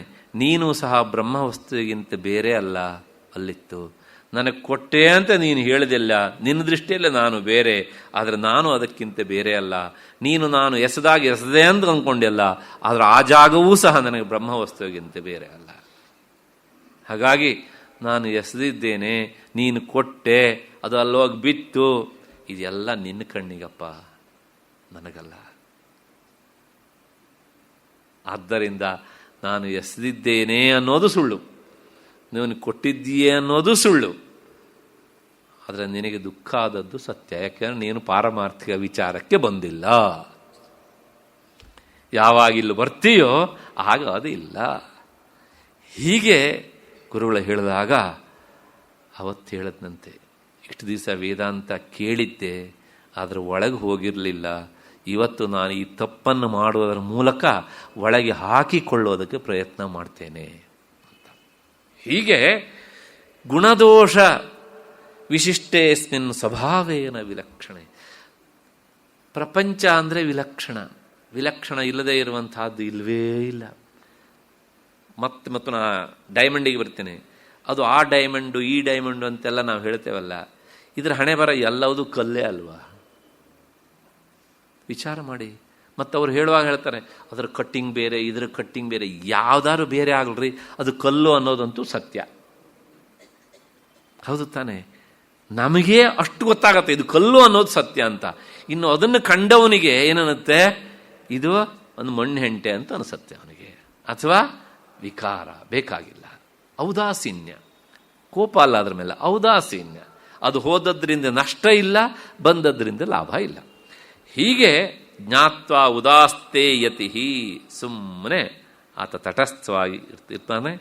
ಇದನ್ನು, ಈ ಮಾತನ್ನು ಹೇಳಿದವರು ಅಂದರೆ ಯಾವುದನ್ನೂ ನಿಷೇಧ ಮಾಡುವುದಿಲ್ಲ, ಯಾವುದನ್ನೂ ತೆಗೆದುಕೊಳ್ಳುವುದಿಲ್ಲ. ಗುಣ ಇದೆ ಅಂಥೇಳಿ ಇದೆಲ್ಲವೂ ಸಹ ಅವಿದ್ಯೆಯಿಂದ ಬೇರು ಬೇರಾಗಿ ತೋರುತ್ತೆ ಅಂತ ಹೇಳಿದವರು ಯಾರು ಅಂದರೆ ಸದಾಶಿವ ಬ್ರಹ್ಮೇಂದ್ರರು. ಅವರ ಆತ್ಮವಿದ್ಯಾ ವಿಲಾಸದಲ್ಲಿ ಹೇಳಿದಂಥ ಮಾತು ಇದು. ವಿವೇಕ ಚೂಡಾಮಣಿ ಹೇಳಬೇಕ್ರೆ ಅವೆಲ್ಲವೂ ಬರಬೇಕು. ಹೀಗೆ ಯಾಕೆ ಅವನು ಹೀಗೆ ಮಾಡ್ತಾನೆ ಅಂತಂದರೆ, ಅವನ ದೃಷ್ಟಿಯಲ್ಲಿ ಪ್ರಪಂಚ ಅನ್ನೋದು ಗುಣ ವೈಷಮ್ಯಗಳಿಂದ ಕೂಡಿದ್ದು, ಆದರೂ ಸಹ ಅದು ಬ್ರಹ್ಮವೇ ಅಂತ ತಿಳಿದಾಗ ದೋಷರಹಿತವಾದದ್ದು. ಹಾಗಾಗಿ ನಿರ್ದೋಷಂ ಹಿ ಸಮಂ ಬ್ರಹ್ಮ, ಆ ಬ್ರಹ್ಮವಸ್ತು ಮಾತ್ರ ದೋಷರಹಿತವಾದದ್ದು. ಆದ್ದರಿಂದ ಅಲ್ಲಿ ಅವನು ನೆಲೆ ನಿಂತು ಬಿಡ್ತಾನೆ. ಅದರಿಂದ ಮಿಕ್ಕ ಎಲ್ಲವೂ ಸಹ ಅದು ಅವನಿಗೆ ಕಾಣಿಸುವುದೇ ಇಲ್ಲ. ಅಷ್ಟು ಹಿನ್ನೆಲೆಯಲ್ಲಿ ಈ ಶ್ಲೋಕದ ಅರ್ಥ ಸಾಕು ಅಂತ ಅಂದ್ಕೊಂಡು ಮತ್ತೆ 435ನೇ ಶ್ಲೋಕಕ್ಕೆ ಹೋಗೋಣ. ಇಷ್ಟ ಅನಿಷ್ಟಾರ್ಥ ಸಂಪ್ರಾಪ್ತೌ ಸಮದರ್ಶಿತೆಯ ಆತ್ಮನಿ ಉಭಯತ್ರ ಅವಿಕಾರಿತ್ವಂ ಜೀವನ್ಮುಕ್ತಸ್ಯ ಲಕ್ಷಣಂ. ಇನ್ನೊಂದು ಸಲ, ಇಷ್ಟಾನಿಷ್ಟಾರ್ಥ ಸಂಪ್ರಾಪ್ತವು ಸಮದರ್ಶಿತೆಯ ಆತ್ಮನಿ ಉಭಯತ್ರ ಅವಿಕಾರಿತ್ವಂ ಜೀವನ್ಮುಕ್ತಸ್ಯ ಲಕ್ಷಣಂ. ಇಷ್ಟವಾದದ್ದಾದರೂ ಉಂಟಾಗಲಿ, ಅನಿಷ್ಟವಾದದ್ದಾದರೂ ಉಂಟಾಗಲಿ, ಈ ಎರಡರಲ್ಲೂ ಸಹ ಆತ ಸಮದರ್ಶಿಯಾಗಿರ್ತಾನೆ. ಇದು ಜೀವನ್ಮುಕ್ತನ ಲಕ್ಷಣ. ನಾವು ಇಷ್ಟ ಅನಿಷ್ಟ ಎರಡರಲ್ಲೂ ಸಹ ಸಮದರ್ಶಿಯಾಗಿರ್ತೇವಾ? ಇಲ್ಲ. ಹೇಗೆ ಅಂದರೆ ನೋಡಿ, ಇಷ್ಟವಾದದ್ದು ಬಂದಾಗ ನಮ್ಮನ್ನು ಹಿಡ್ಕೊಳ್ಳೋದಕ್ಕೆ ಇಬ್ಬರು ಬೇಕು, ಆ ಕಡೆ ಈ ಕಡೆ. ಸಂತೋಷದಿಂದ ನಾವು ಬೀಗುತ್ತೇವೆ ಅಷ್ಟಾಗಿ. ಎಷ್ಟೋ ಜನರಿಗೆ ಹಾಗಾಗಿ ಹಾರ್ಟ್ ಅಟ್ಯಾಕು ಆಗೋದುಂಟು, ಅತಿಯಾದ ಸಂತೋಷ ಅಲ್ವಾ. ಇನ್ನು ದುಃಖವಾದ ಪರಿಸ್ಥಿತಿ ಬಂದರೆ ಆವಾಗ 4 ಜನ ಬೇಕು ಹಿಡ್ಕೊಳ್ಳೋದಕ್ಕೆ. ಇಬ್ಬಿಬ್ರು, ಇಲ್ಲೊಬ್ಬ ಸಾಕಾಗೋಲ್ಲ. ಹಾಗಾಗಿ ನಾವು ಇಷ್ಟವಾದದ್ದು ಬಂದಾಗ ಹಿಗ್ಗುತ್ತೇವೆ, ಕಷ್ಟವಾದದ್ದು ಬಂದಾಗ ಕುಗ್ಗುತ್ತೇವೆ. ಇದೆರಡೂ ಅವನಿಗೆ ಇಲ್ಲ. ಯಾಕೆಂದರೆ ಈ ಇಷ್ಟ ಮತ್ತು ಅನಿಷ್ಟ ಇದೆರಡು ಸಹ ಯಾವುದಕ್ಕೆ ಸಂಬಂಧಪಟ್ಟಿದ್ದು? ಮನಸ್ಸಿಗೆ ಸಂಬಂಧಪಟ್ಟಿದ್ದು. ಅವನ ಮನಸ್ಸು ಬ್ರಹ್ಮವಸ್ತುವಿನಲ್ಲಿ ಲೀನವಾಗಿ ಹೋಗಿಬಿಟ್ಟಿದೆ. ಆದ್ದರಿಂದ ಅದನ್ನು ಬಿಟ್ಟು ಬೇರೆ ಇಲ್ಲ ಅವನಿಗೆ. ಹಾಗಾಗಿ ಇಷ್ಟಾನಿಷ್ಟಗಳು ಇಲ್ಲವೇ ಇಲ್ಲ. ಅವನ ಯಾವ ಕ್ರಿಯೆಗೂ ಸಹ ಉದ್ದಿಷ್ಟವಾದ ಅರ್ಥ ಇರುವುದಿಲ್ಲ. ಒಂದು ಕಡೆಯಿಂದ ಇನ್ನೊಂದು ಕಡೆ ಹೋದ್ರು ಅಂದರೆ ಯಾಕೆ ಹೋದ್ರಿ ಅಂತ ಕೇಳಿದ್ರೆ ಹೋದೆ ಅಷ್ಟೇ. ನಾವು ಹೋದರೆ ಅದಕ್ಕೊಂದು ಅರ್ಥ ಇರುತ್ತೆ. ಯಾಕೆ? ಅಲ್ಲಿ ಯಾರನ್ನ ನೋಡಬೇಕಿತ್ತು, ಅಥವಾ ಅಲ್ಲಿ ಹೋಗಿ ರಿಕ್ಷಾ ಹಿಡಿಬೇಕಿತ್ತು, ಏನೋ ಒಂದು ಉದ್ದೇಶ ಇರುತ್ತೆ ನಮಗೆ. ಅವನಿಗೆ ಅವನ ದೇಹ ಹೋಗ್ತಾ ಇರುತ್ತೆ, ಆದರೆ ಯಾವ ಉದ್ದೇಶವೂ ಇರುವುದಿಲ್ಲ. ಉದ್ದೇಶರಹಿತವಾದದ್ದು. ಅದನ್ನೇ ಗೀತೆಯಲ್ಲೂ ಹೇಳ್ತಾನೆ ಭಗವಂತ. ಅವನು ಎದ್ದು ನಿಂತಿದ್ದು ಗೊತ್ತಾಗೋದಿಲ್ಲ, ಅವನು ಕುಳಿತಿದ್ದು ಗೊತ್ತಾಗೋದಿಲ್ಲ, ಮನಗಿದ್ದು ಗೊತ್ತಾಗೋದಿಲ್ಲ. ಅವನ ದೇಹ ಇದನ್ನು ಮಾಡ್ತಾ ಇರುತ್ತೆ, ಯಾದೃಚ್ಛಿಕವಾಗಿ ಆಗ್ತಾ ಇರುತ್ತೆ. ಅವನು ಅದರ ಜೊತೆಗೆ ಸಹಜವಾಗಿ ಇರ್ತಾನೆ ಅಷ್ಟೇ. ಹಾಗಾಗಿ ಅವನ ಯಾವ ಕ್ರಿಯೆಗೂ ಉದ್ದೇಶ ಇಲ್ಲ. ಉದ್ದೇಶ ಇಲ್ಲದೆ ಇರುವಂತಹ ಕ್ರಿಯೆ ಅದು ನಿಷ್ಕ್ರಿಯೆ. ನಡ್ಸ ಹೀಗೆ ಹೇಳ್ತಾ, ಇಷ್ಟ ಅನಿಷ್ಟ ಸಂಪ್ರಾಪ್ತವು ಸಮದರ್ಶಿತೆಯ ಆತ್ಮನಿ ಉಭಯತ್ರ ಅವಿಕಾರಿ. ಎರಡೂ ಸ್ಥಿತಿಯಲ್ಲೂ ಸಹ ಅವಿಕಾರಿ, ಅಂದರೆ ಅವನಲ್ಲಿ ಬದಲಾವಣೆಗಳು ಇಲ್ಲ. ನಾವು ಹೇಗಿರ್ತೇವೆ ಕೇಳಿದರೆ, ನಾನು ಹೇಳಿದೆ ಇಷ್ಟ ಬಂದಾಗ ಹಿಗ್ಗುತ್ತೇವೆ, ಮತ್ತು ಅನಿಷ್ಟ ಅಂದರೆ ಇನ್ನೇನೂ ಅಲ್ಲ, ಇಷ್ಟ ಅಲ್ಲದೆ ಇರುವುದು ಅನಿಷ್ಟ. ಈ ತಪ್ಪು ತಿಳ್ಕೊಳ್ಬೇಡಿ, ಈ ಕನ್ನಡದ ಅನಿಷ್ಟ ಅನ್ನೋದು ಒಂದು ಬೈಗಳ ಶಬ್ದ ಆಗಿಬಿಟ್ಟಿದೆ. ಅದಕ್ಕೆ ಯಾರು ಆ ಪಟ್ಟ ಕಟ್ಟಿದ್ರೋ ಗೊತ್ತಿಲ್ಲ. ಅನಿಷ್ಟ ಅಂತ ಹಿಂಗೆಲ್ಲ ಮಾಡ್ಕೊಳ್ತಾರೆ ಕೆಲವು ಜನ ಅಂತ. ಆದರೆ ಅದಕ್ಕೆ ಆ ಅರ್ಥ, ಅನಿಷ್ಟ ಅಂದರೆ ಅದೊಂದು ಬೈಗಳ ಶಬ್ದ. ಅನಿಷ್ಟ ಅನ್ನೋದಕ್ಕೆ ಅರ್ಥ ಏನು ಅಂದರೆ ಇಷ್ಟ ಅಲ್ಲದೇ ಇರುವುದು ಅಂತ ಅಷ್ಟೇ ಅರ್ಥ. ಆದರೆ ನಾವು ಅದಕ್ಕೆ ಬಲವಂತವಾಗಿ ಏನೋ ಅರ್ಥ ಹಚ್ಚಿದ್ದೇವೆ ಅನಿಷ್ಟದ್ದು. ಇನ್ನೂ ಏನೇನೋ ಶಬ್ದ ಮುಂದಕ್ಕೆ ಸೇರಿಸ್ತಾರೆ. ಈ ಹಳೆ ಮೈಸೂರಲ್ಲಿ ನಾನು ಕೇಳಿದ್ದೇನೆ ಅದನ್ನು ಅಂದೆ. ಬಹಳ ವಿಚಿತ್ರವಾದ ಶಬ್ದ ಪ್ರಯೋಗಗಳನ್ನೆಲ್ಲ ಮಾಡ್ತಾರೆ. ಆದರೆ ಅದು ನಿಜವಾಗಿಯೂ ಸಹ ಬೈಗಳದ ಶಬ್ದ ಅಲ್ಲ. ಆದರೆ ಏನು ಮಾಡ್ತಾನೆ ಪಾಪ, ನಾವು ನೋಡ್ತೇವೆ ಬೈಸಿಕೊಂಡವರಿಗೆ ಈ ಶಬ್ದ ನಿಜವಾದ ಅರ್ಥ ಗೊತ್ತಾಗೋದಿಲ್ಲ ನೋಡಿ. ಹಾಗಾಗಿ ತುಂಬ ಬೇಸರ ಪಡ್ತಾರೆ ಅವರು. ಅದರ ಅರ್ಥ ನಿಜವಾಗಿ ಗೊತ್ತಿರೋದಿಲ್ಲ ನೋಡಿ. ಬೈದವರಿಗೆ ನಾನೇನೋ ಮಹಾಶಬ್ದ ಹೇಳಿ ಬೈದೆ ಅಂತ ಇವರು ಸಂತೋಷ ಪಡ್ತಾರೆ. ಆ ಶಬ್ದಕ್ಕೆ ನಿಜವಾಗಿಯೂ ಸಹ ಕೆಟ್ಟ ಅರ್ಥ ಅಲ್ಲ, ಇಷ್ಟ ಇಲ್ಲದೆ ಇರುವುದು ಅಂತ. ನಾವು ಅಂಗಡಿಗೆ ಹೋಗ್ತೇವೆ, ಏನೋ ಒಂದು ವಸ್ತು ನಾವು ಅಲ್ಲಿ ತೋರಿಸ್ತಾರೆ, ಪಕ್ಕದಲ್ಲಿ ಇದ್ದವ್ರು ಕೇಳಿದರೆ ನಿಮಗೆ ಇಷ್ಟ ಆಯ್ತಾ? ನನಗೆ ಅನಿಷ್ಟನಪ್ಪ.